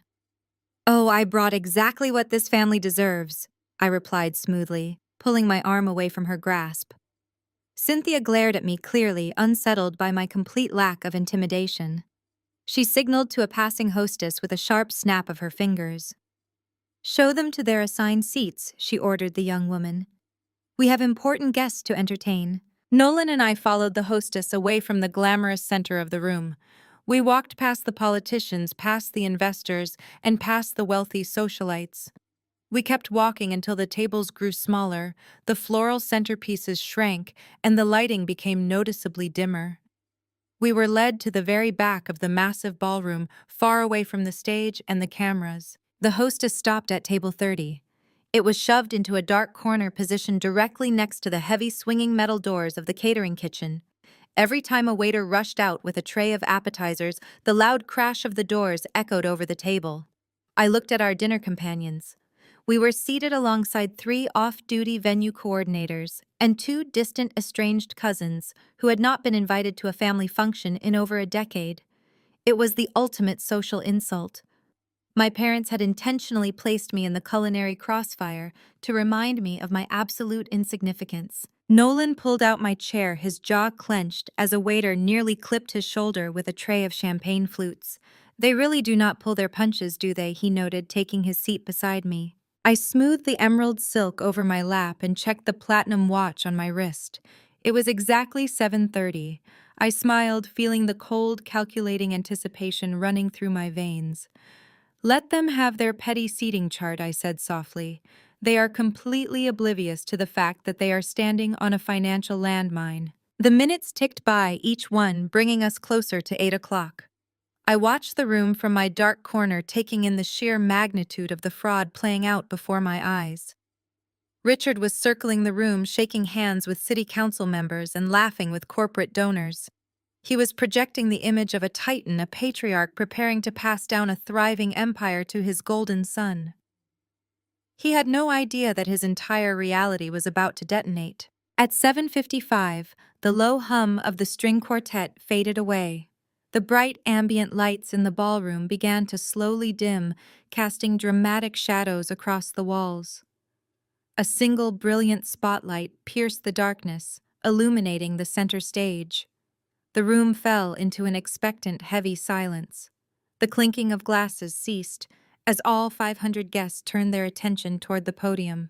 Richard stepped into the bright circle of light, adjusting his silk tie and tapping the microphone. Microphone feedback sliced through the ballroom, bringing the low hum of conversations to an abrupt halt. The spotlight glared down on Richard, illuminating his tailored velvet tuxedo. He stood at the podium addressing his subjects. Cynthia sat gazing up from the VIP table in a highly rehearsed display of adoring devotion. Thank you all for being here tonight to celebrate 40 years of building a legacy that will echo through this city for generations. Richard began, his baritone voice, expertly modulated to sound both humble and commanding. Appreciative laughter rippled through the audience. I watched from the shadows of Table 30, observing local politicians, investors, and socialites nodding along like synchronized puppets. They were mesmerized. We built the Wilson Empire from the ground up, Richard continued. It was forged on traditional family values, integrity, and absolute loyalty. We have always believed that a strong family is the foundation of a strong community. Tonight, we look not just to our past, but to our bright, expansive future. The irony was suffocating. He was preaching about moral integrity while secretly bleeding his company dry and paying off his son's mistress with stolen trust funds. It is time to pass the torch to the next generation, Richard announced. I would like my son Brandon to join me up here. The ballroom erupted into deafening applause. Brandon stood up, buttoning his dinner jacket with a smug grin, and strode up the stairs to stand beside our father. Richard threw a heavy arm around Brandon's shoulders, pulling him into a proud, highly publicized embrace. Brandon has been the driving force behind our corporate expansion, Richard declared. He is a visionary leader. It is my absolute honor to officially name him the sole heir and the new chief executive officer of Wilson Holdings. The sycophants in the audience cheered louder, raising champagne flutes in the air. I watched Brandon soak in the adoration, fully aware that the company he had just been handed was currently suffocating under massive defaulted loans. He was being crowned the king of a graveyard. But a man cannot build an empire alone. Richard continued, raising a hand to quiet the cheering crowd. He needs a strong foundation. He needs a family. And tonight, I am thrilled to announce that the Wilson family is growing. Richard gestured grandly toward the VIP table. Claire stood up, smoothing the fabric of her maternity gown over her slightly swelling stomach. She looked coy, playing the role of the bashful, radiant mother-to-be with sickening perfection. Claire, please come join us, Richard coaxed warmly. She glided up to the stage, taking Brandon's outstretched hand. Richard beamed at the two of them, completely ignoring the reality of the situation. He did not care that Claire was still legally married to a man who had trusted Brandon like a brother. He did not care about the deception. Sometimes destiny requires us to make difficult choices, Richard said, his tone shifting to sound profound and philosophical. Sometimes it takes a true, capable leader to step up and provide where lesser, weaker men have completely failed. Brandon recognized what was truly important. He recognized that family is paramount. We are welcoming Claire into our fold, and we are celebrating the impending arrival of my very first grandson.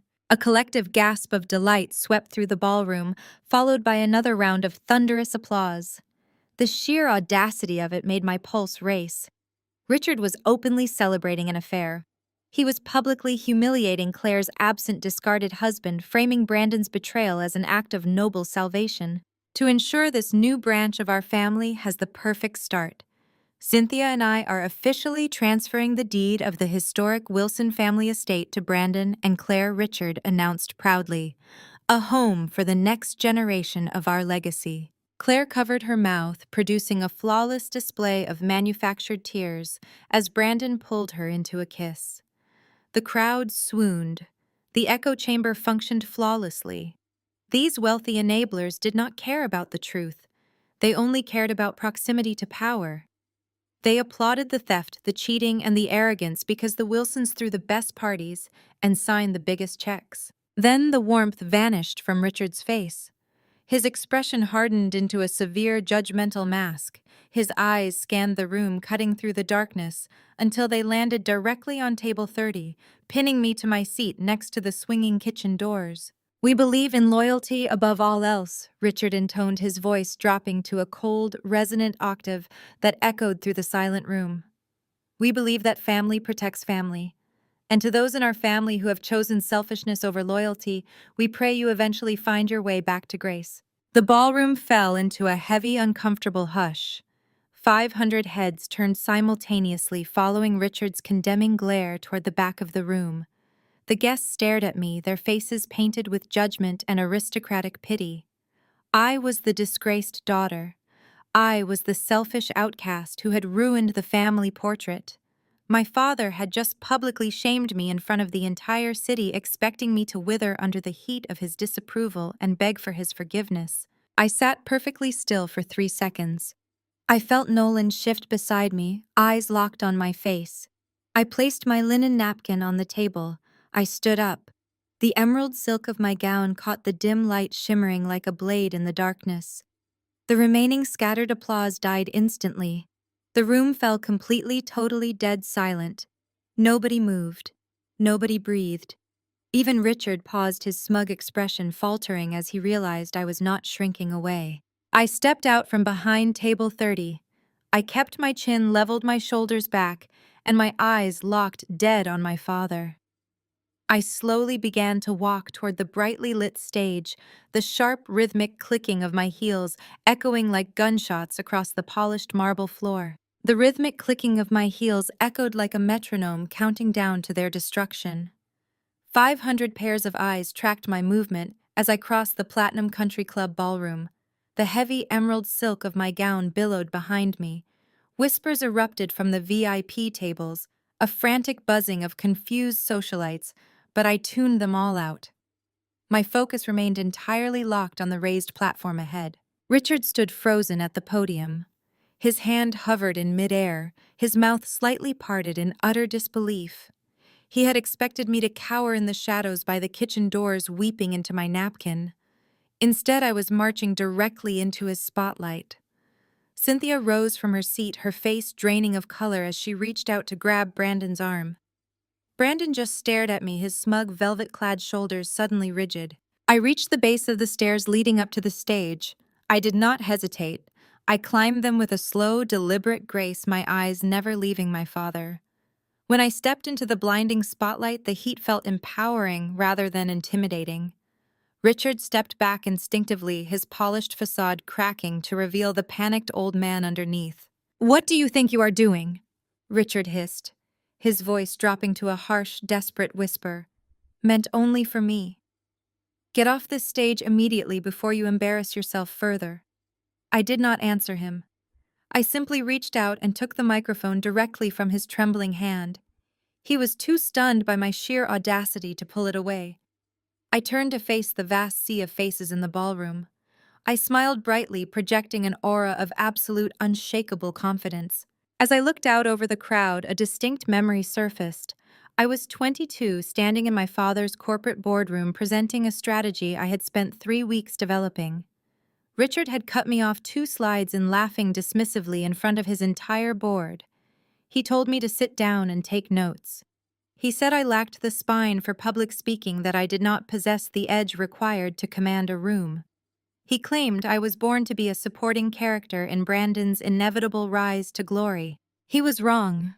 Standing here now, feeling the absolute silence of 500 captive listeners, I realized I possessed more spine than my father. I was not shrinking. I was expanding, filling the massive room with a presence that demanded total obedience. "Thank you, Richard, for that introduction," I said, my voice projecting crisp and clear through the state-of-the-art sound system. A collective gasp rippled through the front rows. My father flinched as I used his first name, dropping the familial title to sever the connection between us publicly. "Dad is right about loyalty." I continued pacing slowly across the stage, owning every inch of the platform. Loyalty is the cornerstone of any successful enterprise. It is the glue that holds a family together, and no one understands the profound, intimate nature of loyalty, quite like my brother and his lovely new partner. I gestured gracefully toward the VIP table. Brandon's face had flushed a deep, ugly crimson. Claire shifted uncomfortably in her chair, her hands dropping protectively over her maternity gown.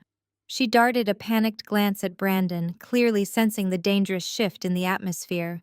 In fact, I said, leaning slightly into the microphone, letting my words echo off the vaulted ceilings. Brandon and Claire are so incredibly loyal to each other. They share absolutely everything. They share their time, they share their future, and most importantly, they share secrets. The silence in the ballroom shifted from expectant to electric. The politicians and investors exchanged uneasy glances, sensing that the script had been violently derailed. Cynthia tried to stand her mouth opening to object, but a sharp, unified murmur from the crowd forced her back down into her chair. They wanted to see the spectacle play out. While I held the room captivated, a shadow moved seamlessly at the back of the ballroom. Nolan had abandoned his seat at table 30 and slipped unnoticed into the elevated audio-visual control booth overlooking the entire venue. Through the glass window, I saw the faint blue glow of his laptop screen, illuminating his focused expression. The venue technicians, likely bribed or simply intimidated by his authoritative demeanor, stood aside as he rapidly plugged his custom interface directly into the country club's master system. I gave a subtle nod toward the back of the room. Nolan hit the execution command. Behind me, the massive 30-foot projector screen that had previously displayed a stagnant, elegant monogram of the Wilson family crest abruptly flickered to life. The sudden burst of harsh white light illuminated the stage, casting giant, imposing shadows across the ballroom walls. The sudden visual shift caused several guests in the front row to jump in their seats. Richard finally lunged forward, his hands grasping frantically for the microphone. "Turn that off," he commanded, his voice cracking with genuine terror. "Security, remove her from the stage immediately." I effortlessly sidestepped his clumsy grab, keeping the microphone secured in my grip. Two security guards stepped forward from the wings, but I raised my hand in a sharp, halting gesture. They froze, unsure of whether to obey the patriarch or the woman who was currently commanding the room with absolute authority. The fear in his eyes was exactly what I had always wanted to see: a total submission to the daughter he had discarded and underestimated. This was my empire now.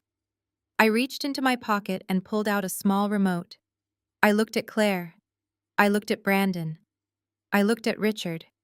And then, maintaining absolute chilling eye contact with the very monsters who had ruined me, I finally smiled. I pressed a single tiny solid red button. The audio recording from Claire's living room blasts through the surround sound speakers. The sharp click of the small red button was entirely masked by the sudden overwhelming blast of audio that instantly flooded the Platinum Country Club ballroom. Nolan had perfectly bypassed the venue limiters, routing the crystal-clear audio file through every single surround sound speaker simultaneously. There was no static, no distortion, and absolutely no room for misinterpretation. The volume was dialed to maximum. "Your parents are so stupid, Brandon."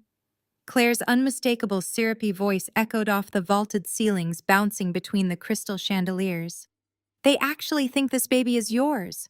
Once we get Audrey's 50,000, I'm booking the flights to Paris." A collective gasp was violently sucked out of 500 pairs of lungs. The sound was a physical force, a tidal wave of shock that swept across the sea of elite politicians, wealthy investors, and diamond-draped socialites. I stood motionless on the stage, the microphone resting passively at my side, watching the absolute destruction of my family's carefully curated, decades-long aristocratic illusion. "Who cares whose kid it is?" Brandon's arrogant, chuckling voice fired back through the speakers, answering Claire with bone-chilling clarity. "As long as the old man signs over the house, the personal trainer can have visiting rights." The ensuing pandemonium was instantaneous and completely catastrophic. The immaculate silence of the ballroom shattered into 1,000 pieces. Brandon stood paralyzed on the raised platform beside me. His smug, victorious smile melted away, replaced by an expression of raw, unadulterated horror. His hand went entirely limp. The delicate crystal champagne flute slipped from his fingers, plummeting to the floor and shattering violently against the polished marble. The sharp sound of breaking glass acted like a starting pistol for the chaos. At the VIP table below, Claire let out a piercing, hysterical shriek. She scrambled backward, her chair scraping harshly against the floor. Panic entirely overtook her features as the judgmental eyes of the city's most powerful elites pinned her down. She lunged away from the table, desperate to escape the blinding spotlight and the whispering crowd, but her frantic movements betrayed her. The hem of her expensive, trailing maternity gown tangled violently around her stilettos. She pitched forward, tripping over the heavy fabric, and collapsed onto the carpet in a pathetic, undignified heap. Cynthia did not even reach out to help her pregnant daughter-in-law. My mother sat entirely frozen, her manicured hands clutching her pearl necklace so tightly her knuckles turned a stark, bruised white. The pristine, aristocratic facade she had spent 40 grueling years constructing evaporated into thin air in less than 20 seconds. The perfect family she had continuously flaunted to mask her own insecurities, utilizing Brandon's hollow accomplishments as her primary shield against societal judgment, was now completely exposed as a nest of parasitic frauds. The real-time fallout among the guests was swift and merciless. These were people who survived entirely on reputation, proximity to power, and the illusion of moral superiority. I watched as the local politicians, the very men and women who had just been clapping their hands raw for Brandon, physically recoiled.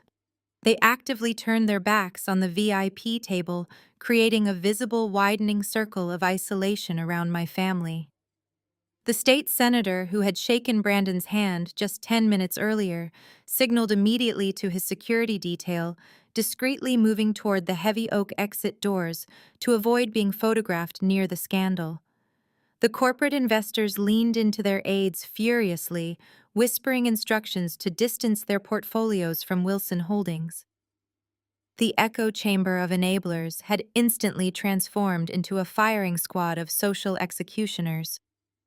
They were abandoning the sinking ship without a singular shred of hesitation, whispering harshly about the profound humiliation. Sabrina sat frozen at the end of the VIP table, her face draining of all color. She realized in real time that her own husband's secrets might be the next thing broadcast across the massive projector screen. The absolute terror in her eyes confirmed Jamal's warning. On the stage, Richard was undergoing a terrifying physical transformation. The authoritative patriarch who had just arrogantly condemned me to the entire room was completely gone. His face transitioned from a pale shock to a dangerous mottled shade of deep purple. He stumbled backward, his hand flying up to clutch his chest as his breathing became ragged and shallow. He looked like a man drowning in dry air. For a fleeting second, I wondered if his heart would simply give out under the immense crushing weight of his ultimate public humiliation. But his venomous rage quickly overpowered his physical weakness. He realized that his grand coronation, his masterpiece of social engineering, had been hijacked and weaponized against him. He spun toward the back of the ballroom, his eyes wildly searching the upper balcony for the audio-visual booth. He spotted Nolan standing behind the glass, his hands still resting casually on the control board. "Cut the sound!" Richard screamed, his voice stripping away his polished baritone, cracking into a feral shriek. "Turn that off right now, security! Get up there and cut the sound!" But Nolan had already locked the system interface. The recording looped, playing Claire and Brandon's damning confession a second time, drilling the humiliation deeper into the minds of every single guest in attendance. The speakers projected their treachery with a brutal, unrelenting force. Richard realized he could not stop the audio. He whipped his head around, his manic gaze locking onto me. The veins in his neck and forehead bulged against his skin, throbbing visibly under the bright stage lights. He closed the distance between us in 3 long, aggressive strides, entirely abandoning any remaining pretense of civility. He pointed a trembling, rage-filled finger directly at my face, his chest heaving with exertion. "I will sue you for absolutely everything you have." Richard violently screamed, spittle flying from his lips as the microphone picked up his raw, unfiltered fury. "I will use every single cent of my company to crush you." I listened to the echoing threat bounce off the crystal chandeliers.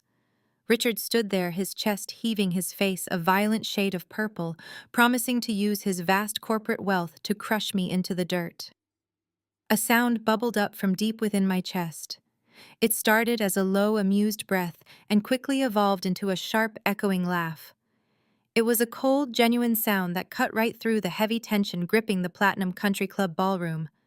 The sheer absurdity of his threat was the perfect punchline to a 40-year joke. "With what money, Richard?" I asked, my voice slicing through the silence of the massive ballroom like a newly sharpened surgical scalpel. He blinked rapidly, the furious momentum of his rage faltering for a mere fraction of a second. The elite wealth-obsessed audience leaned in collectively, completely captivated. They were predators drawn to the scent of blood, and they could sense a massive shift in the power dynamic. I did not wait for his slow, panicking brain to process the question. I raised my hand and snapped my fingers.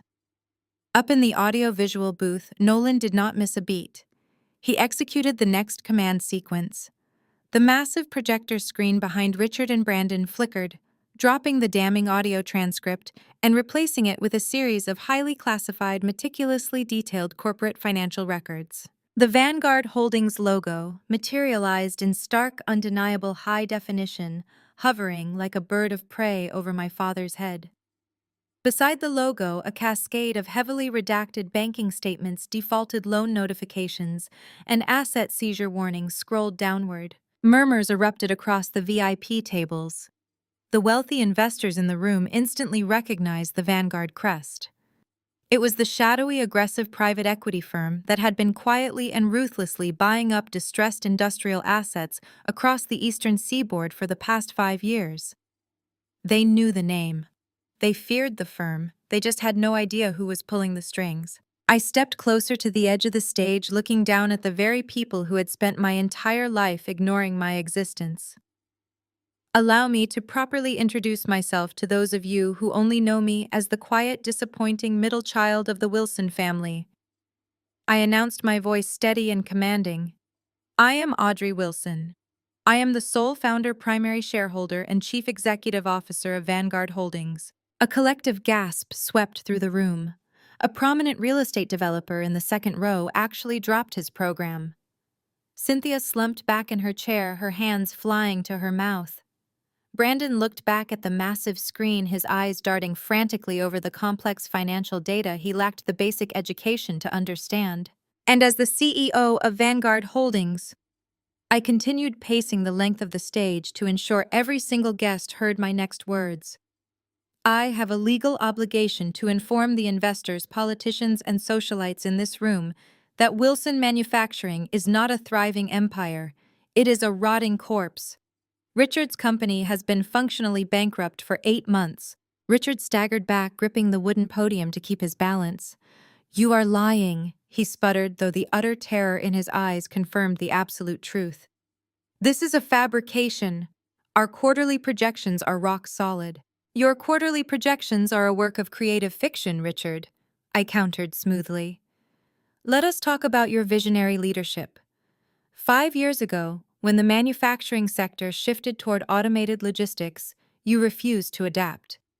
You called the new technology a passing fad.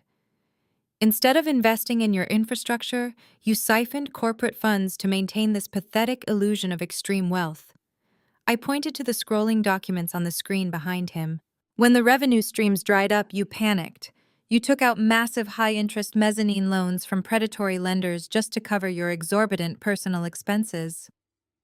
Cynthia's endless country club dues, Brandon's luxury vehicles, and Claire's extravagant lifestyle. You leveraged the company pension fund. You leveraged the supply chain assets. You bled your own company dry to fund your fragile ego."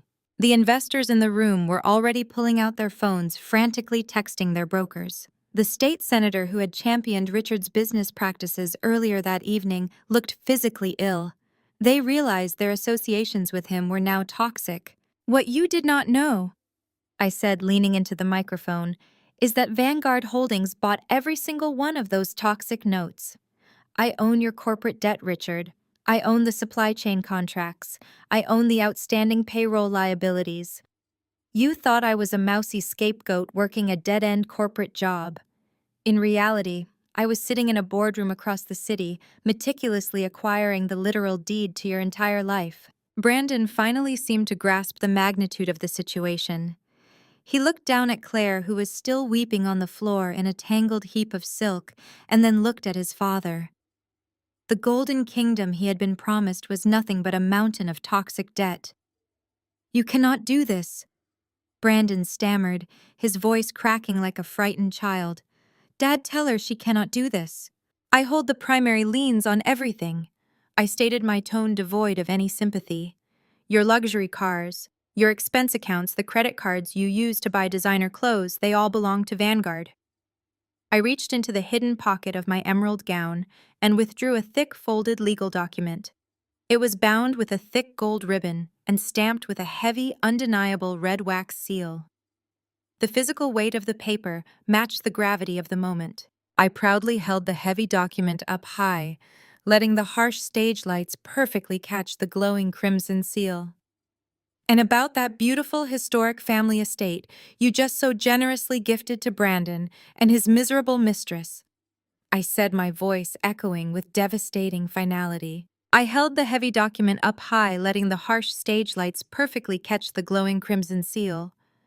I unfolded the thick parchment with agonizing slowness, making sure the microphone caught the sharp crinkle of the heavy paper. I did not look at Brandon or Claire. I looked directly at Cynthia. "This is not a deed of gift," I announced, my voice ringing with absolute clarity.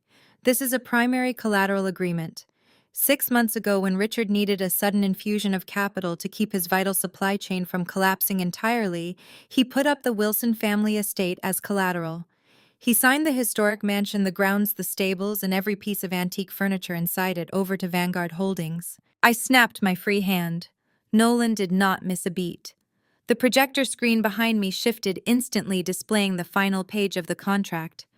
There, blown up to 10 feet tall, was Richard's unmistakable, sprawling signature, placed right next to the undeniable Vanguard corporate seal.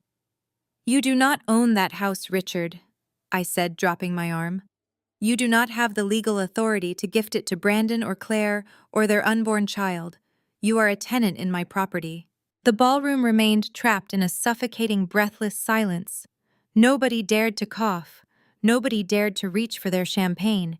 They were watching the absolute brutal dismantling of a dynasty.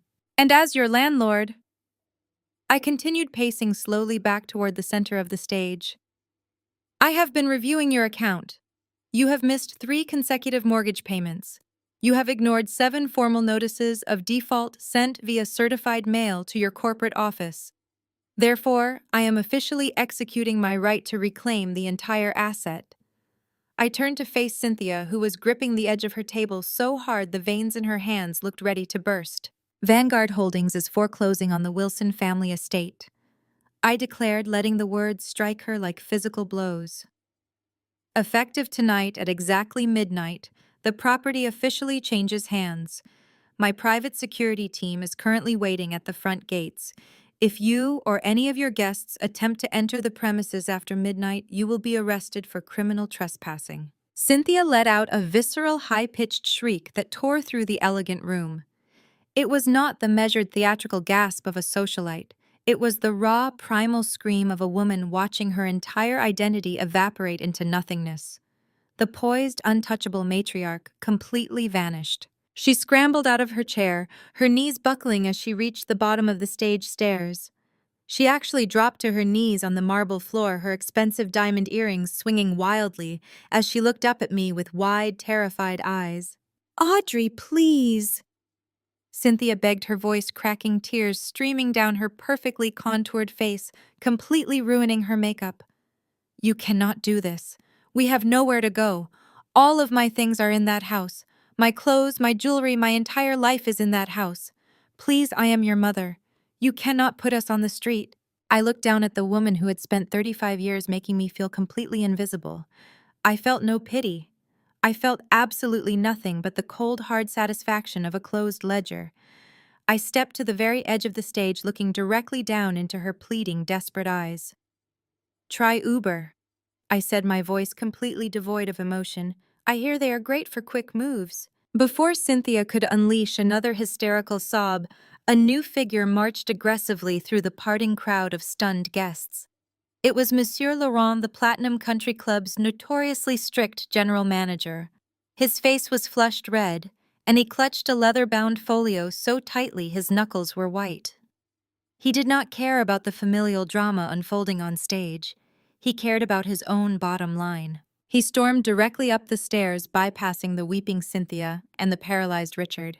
"Mr. Wilson," Laurent barked, his thick French accent completely stripped of its usual hospitality. "I demand an immediate explanation." Richard blinked, completely disoriented by the sudden interruption. "Laurent, not now. We are dealing with a family matter." "This is a business matter," Laurent countered sharply, slapping the leather-bound folio against the wooden podium. "You presented your corporate black card to cover the $100,000 catering and venue fee for tonight's gala. My accounting department just attempted to process the final authorization." Laurent turned to address the entire room, his voice booming. "The card has been declined. In fact, all 5 of the backup credit cards you put on file have been completely frozen." I smiled quietly to myself. At exactly 8 o'clock, right when the appetizers were being served, I had instructed Vanguard's legal department to execute the total freeze on all of Richard's corporate and personal accounts. The sweet poetic justice of the moment was intoxicating. Decades ago, Cynthia had orchestrated a scene remarkably similar to this, publicly humiliating a rival socialite over a minor unpaid catering bill during a charity luncheon. She had laughed as the woman was escorted out in tears. Now Cynthia was the one on her knees listening as the club manager demanded payment for the very same party they had thrown to celebrate their stolen wealth. "You are entirely broke, Richard," Laurent snapped, leaning in close. "You have hosted a fraudulent event at my establishment. I will have the police here in 5 minutes to charge you with theft of services unless you produce a valid wire transfer right this second." Richard stood utterly paralyzed, trapped between the furious club manager and his weeping wife. The walls were rapidly closing and the illusion completely shattered. While all eyes remained completely glued to the pathetic spectacle unfolding on the stage, Sabrina attempted to quietly sneak out the side door. She was instantly blocked by a towering suited figure. The towering figure did not flinch as Sabrina collided with his broad chest. Jamal stood like an immovable monolith against the heavy oak doors, his tailored charcoal suit cutting a sharp, uncompromising silhouette in the dim lighting of the exit corridor. In his right hand, he gripped a thick manila envelope. Sabrina gasped, stumbling backward on her stilettos.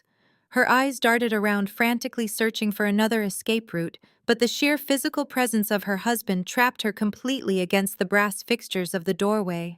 The frantic murmurs surrounding the stage abruptly died down once more. The audience, hungry for every drop of the unfolding catastrophe, immediately sensed a new focal point of destruction. Heads swiveled away from Cynthia's weeping form on the floor, and Richard's panicked confrontation with the club manager drawn by the freezing tension radiating from the side door.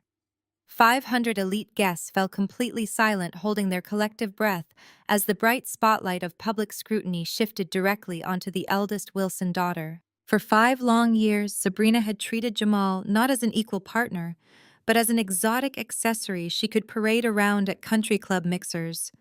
She had continuously subjected him to calculated microaggressions, subtly belittling his background and mocking his career as a civil rights attorney.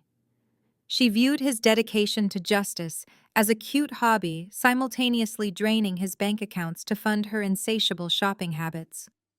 She had relentlessly demanded he conform to the Wilson standard of elitism, treating his genuine love as a weakness to be ruthlessly exploited. Jamal looked down at her. His expression possessed a devastating calm professionalism. There was no anger in his dark eyes, only the chilling, absolute certainty of a man who had meticulously prepared for this exact moment. He did not raise his voice. He did not need to. In the dead silence of the ballroom, his rich, resonant voice carried effortlessly across the marble floors. Sabrina Jamal stated his tone devoid of any remaining affection. He extended his arm, pressing the heavy manila envelope firmly against her chest until her trembling hands instinctively rose to take it. Consider yourself officially served. Sabrina ripped open the flap, her perfectly manicured fingers shaking uncontrollably as she struggled with the seal. A thick stack of densely printed legal documents slid out into her hands. The first page displayed a bold, undeniable header from the State Superior Court. They were immediate divorce papers citing irreconcilable differences and egregious financial misconduct. But Jamal was not finished. He reached into his inner suit pocket and extracted a second, slightly thinner document.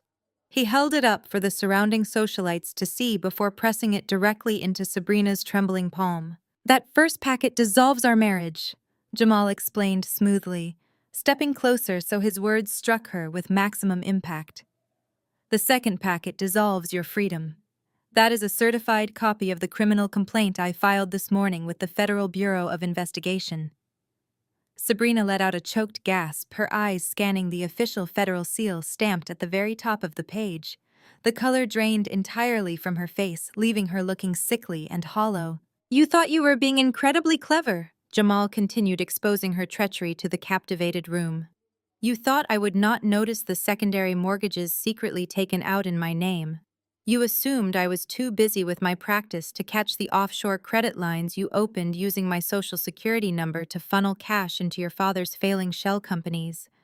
You committed identity theft and felony credit card fraud across state lines to prop up this family's rotting facade. You used my legal reputation as your personal shield, assuming my blind loyalty would protect you from your greed." The socialites nearby gasped audibly, physically stepping back from Sabrina, as if her crimes were contagious. The revelation of federal fraud was the ultimate social death sentence in their insulated world. Sabrina frantically shook her head, tears ruining her perfectly applied mascara. She reached out, attempting to grasp his lapel in a pathetic display of manufactured vulnerability. "Jamal, please," she whimpered, her voice cracking as she begged him. "You cannot do this to me. I had to help my father. You know how much pressure he put on me. We can fix this. We can hire accountants to fix the numbers. Please, I love you." Jamal did not pull away. He simply looked down at the woman who had systematically destroyed their life together. The lack of sympathy in his rigid posture was absolute. He had reclaimed his dignity, and he was dispensing his punishment with surgical precision.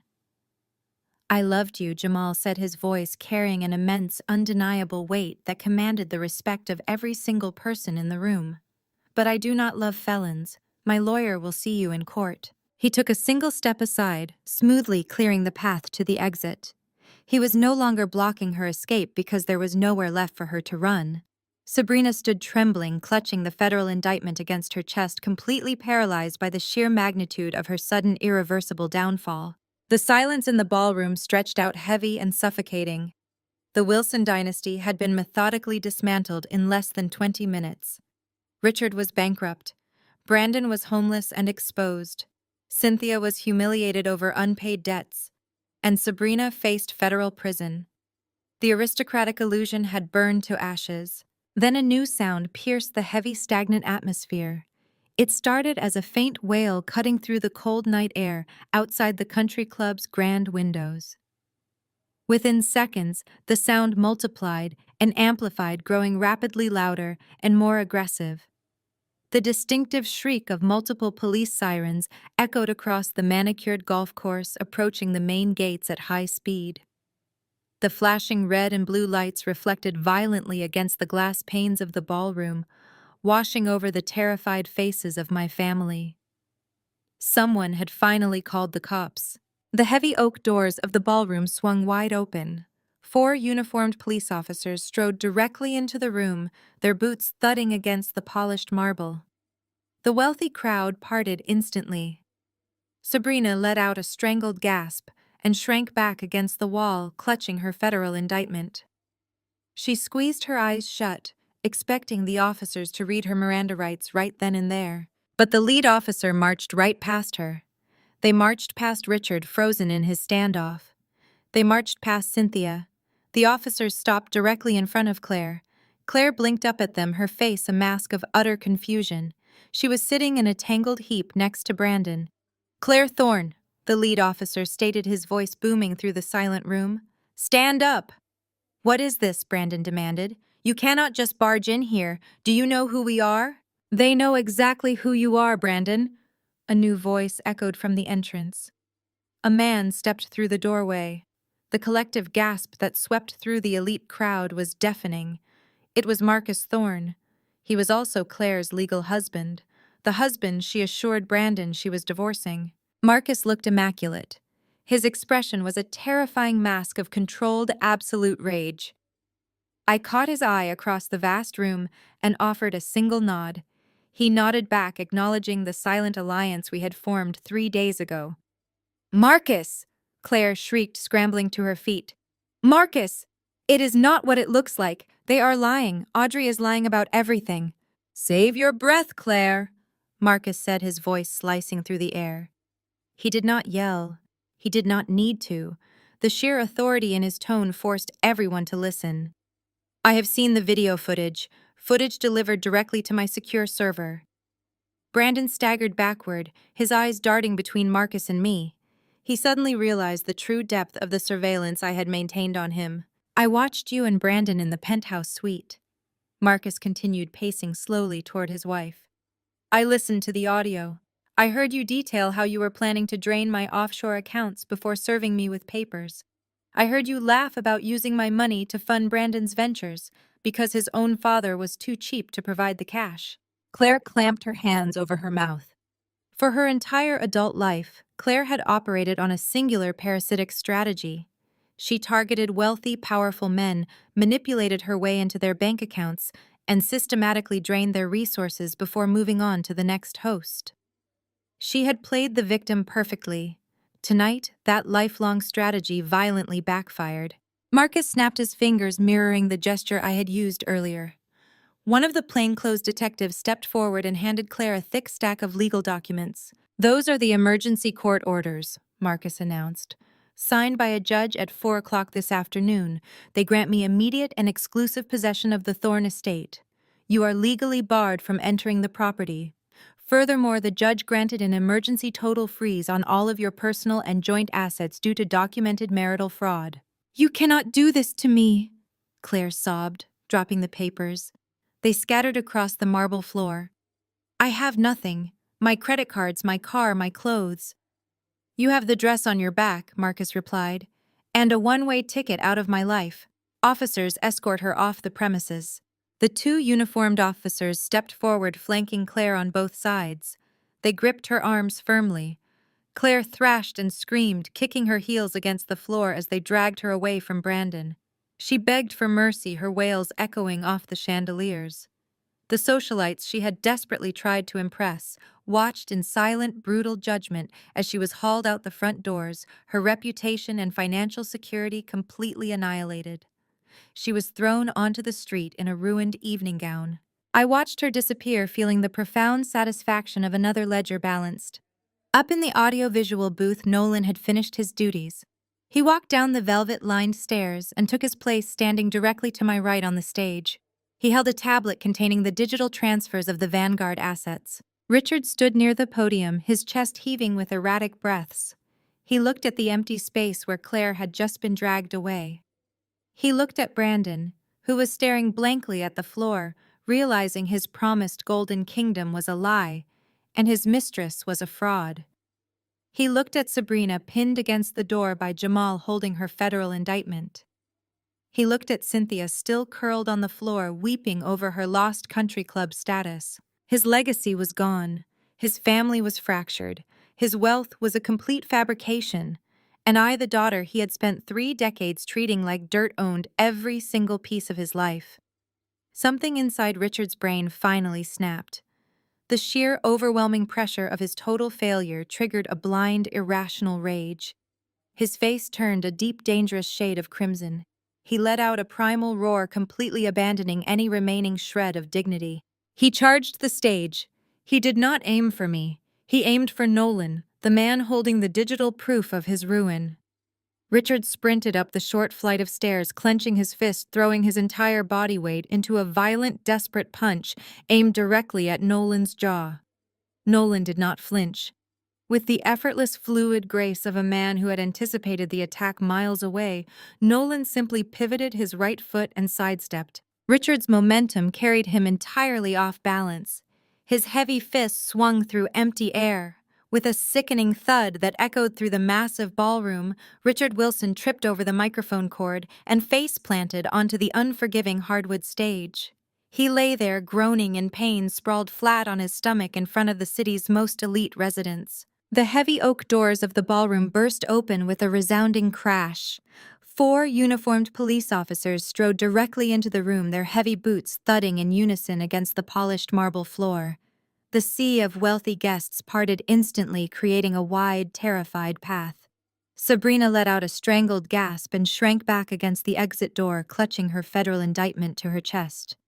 She squeezed her eyes shut, her entire body shaking as she braced herself for the officers to read her Miranda rights right then and there. But the lead officer marched right past her. They marched past Richard, who was still frozen in his standoff with the furious club manager. They marched past Cynthia, who was quietly sobbing into her hands on the floor. The officers did not stop until they reached the base of the stage, standing directly in front of Claire. Claire blinked down at them, her tear-streaked face a mask of utter confusion. She was sitting in a tangled, pathetic heap next to Brandon, her silk designer gown wrinkled and stained. "Claire Thorne," the lead officer stated, his voice booming with absolute authority. "Stand up!" Brandon staggered to his feet, trying to muster a shred of his usual arrogance. "What is this?" he demanded, his voice trembling. "You cannot just barge in here. Do you know who we are?" "They know exactly who you are, Brandon." A deep, furious voice echoed from the entrance. A man stepped through the open doorway, his presence immediately dominating the room. The collective gasp that swept through the elite crowd was deafening. It was Marcus Thorne. He was a highly respected local venture capitalist, and more importantly, he was Claire's legal husband. The very same husband she had assured Brandon she was in the process of quietly divorcing. Marcus looked immaculate, but his expression was a terrifying mask of controlled, absolute rage. I caught his eye across the vast room and offered a single respectful nod. He nodded back silently, acknowledging the mutual alliance we had formed 3 days ago when I sent a highly secured encrypted file directly to his private server. "Marcus!" Claire shrieked, scrambling to her feet. "Marcus, wait! It is not what it looks like. They are lying. Audrey is lying about everything. This is a misunderstanding." "Save your breath, Claire," Marcus said, his voice slicing through the heavy air like a scythe. He did not yell. The sheer freezing authority in his tone forced every single person in the ballroom to listen. "I have seen the video footage, the crystal-clear, high-definition security footage delivered directly to my office." Brandon staggered backward, his eyes darting frantically between Marcus and me. He suddenly realized the true depth of the surveillance Vanguard Holdings had maintained on him. "I watched you and Brandon in the penthouse suite," Marcus continued, pacing slowly toward his wife like a predator cornering its prey. "I listened to the audio recordings. I heard you detail exactly how you were planning to drain my offshore accounts before serving me with papers. I heard you laugh about using my money to fund Brandon's pathetic business ventures because his own father was too cheap to provide the cash." Claire clamped her hands over her mouth, her face draining of all color. For her entire adult life, Claire had operated on a singular parasitic strategy. She targeted powerful men, manipulated her way into their bank accounts, and systematically drained their resources before moving on. She had always played the victim perfectly, leaving a trail of ruined men in her wake. Tonight, that lifelong strategy violently backfired. Marcus snapped his fingers, perfectly mirroring the gesture I had used earlier. One of the plainclothes detectives stepped forward and handed Claire a thick stack of legal documents. "Those are emergency court orders," Marcus announced, stepping back, "signed by a superior court judge at 4 o'clock this afternoon. They grant me immediate and exclusive possession of the Thorne estate. You are legally barred from entering the property.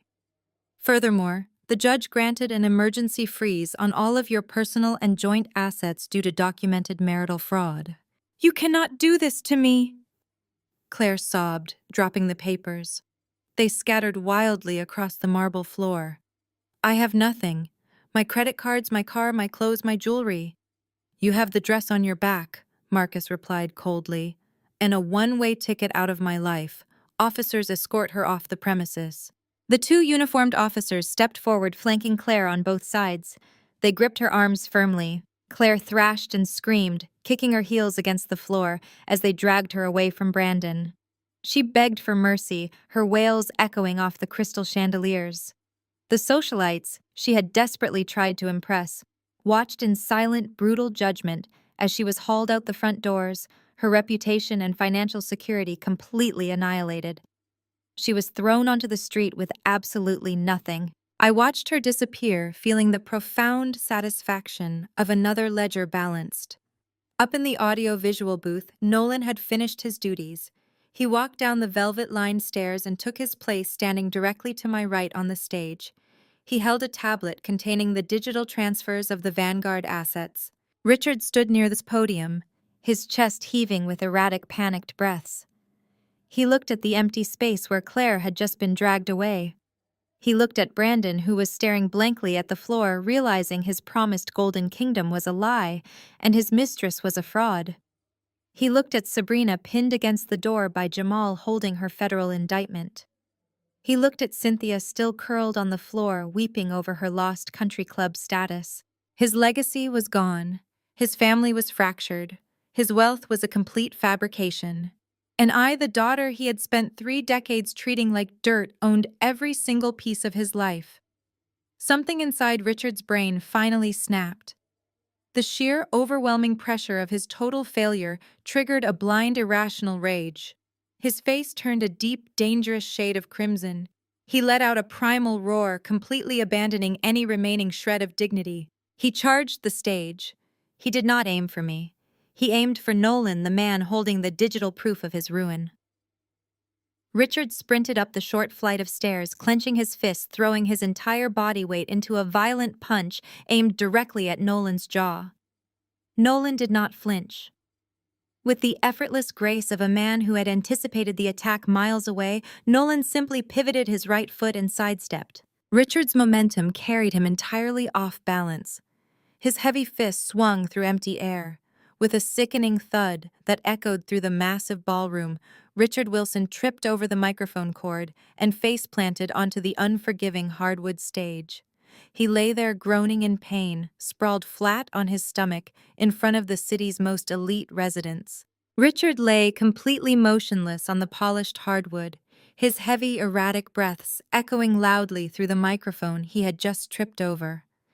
The loud, sickening thud of his fall broke whatever hypnotic trance had kept the remaining audience rooted to their seats. The collective disgust in the room finally boiled over. The wealthy elite of the city, the very people Richard and Cynthia had spent decades desperately trying to impress, turned their backs in perfect unison. They moved toward the exits in a swift, silent exodus, unwilling to spend another second breathing the same air as the disgraced Wilson family.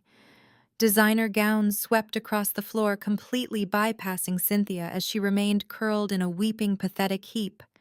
No one offered a hand. No one offered sympathy. They simply abandoned the sinking ship, whispering feverishly to their brokers and lawyers as they rushed out the door. The lead police officer stepped over the tangled microphone cord and looked down at Richard, his hand resting casually on his heavy utility belt.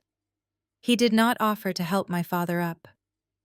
"Mr. Wilson," the officer stated, his tone flat and uncompromising, "consider this your one and only warning.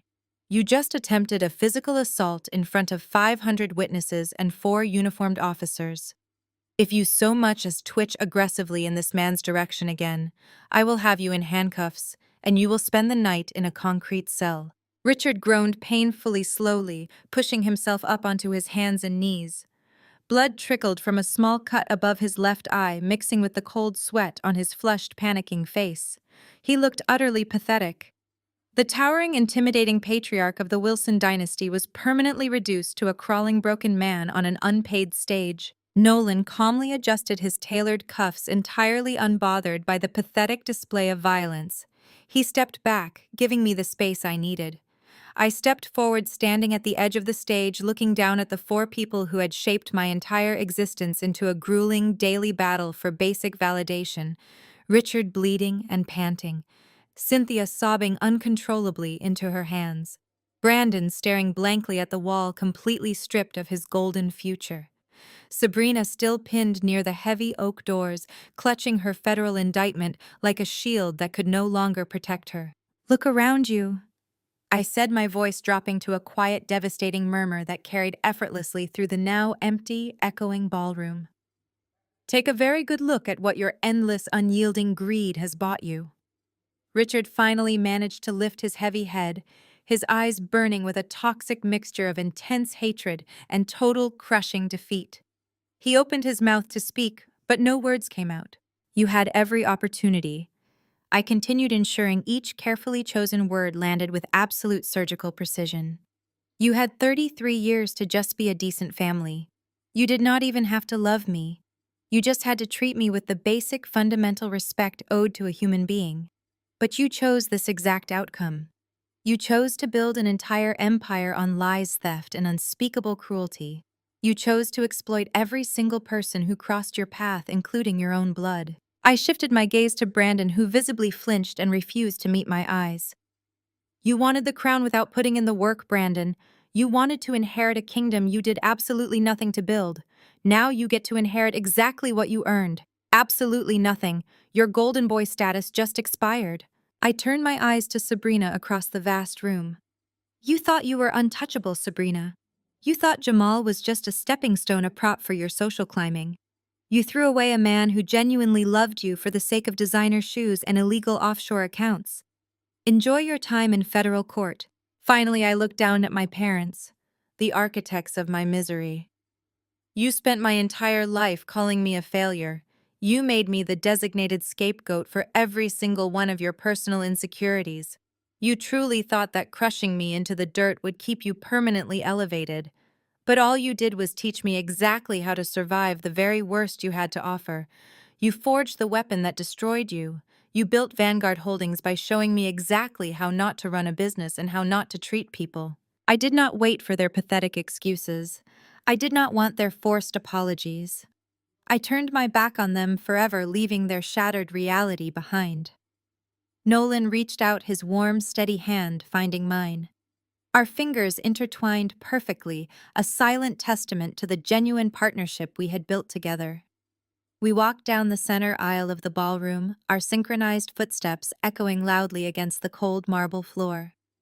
We left Richard, Cynthia, Brandon, and Sabrina sitting in the complete wreckage of their own making.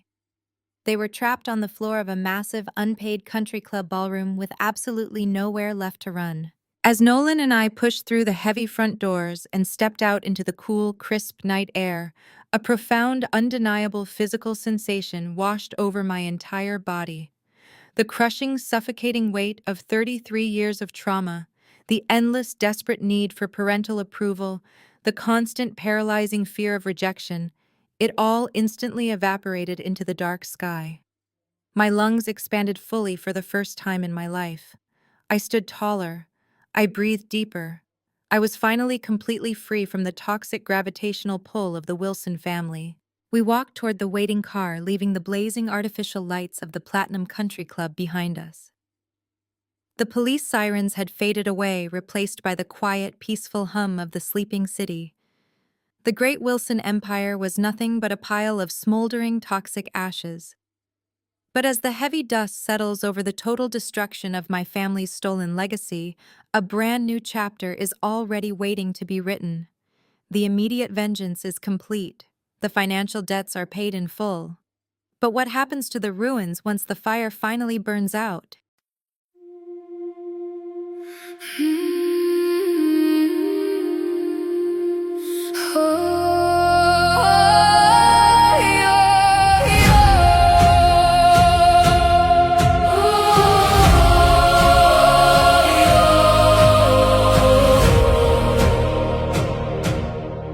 I used to ride upon your shoulders, thinking you could touch the sky. Every road felt less uncertain when I saw the world through your eyes. You were stronger than the mountains, taller than the northern pines, and when the winter winds were coming, you would stand between them and I. Time kept moving like the river, years slipped slowly out to sea. But no matter where life took me, you were always part of me. I am my Father's daughter, in every step I take, in every time I choose to stand. When it's easier to break, I carry your courage in my heart, your fire inside my soul. And though the years keep moving on, your love still leads me home.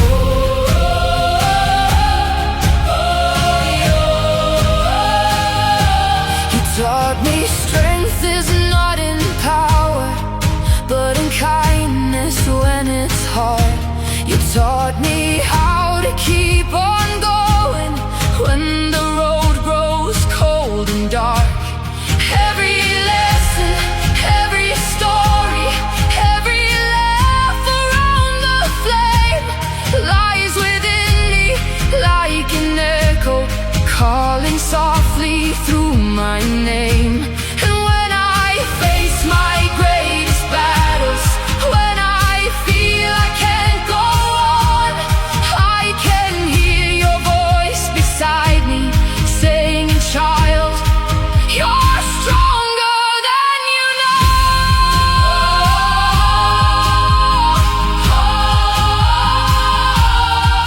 I am my Father's daughter, in every step I take, in every time I choose to stand. When it's easier to break, I carry your courage in my heart, your fire inside my soul. And though the years keep moving on, your love still leads me home.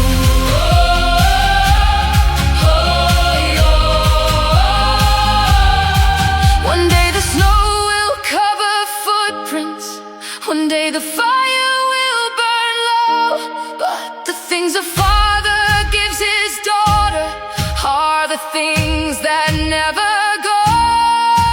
Not the gold or not the stories, not the battles that he won, but the quiet way he loved her and the woman she becomes. I am my Father's daughter, and I always will remain. Through every triumph, every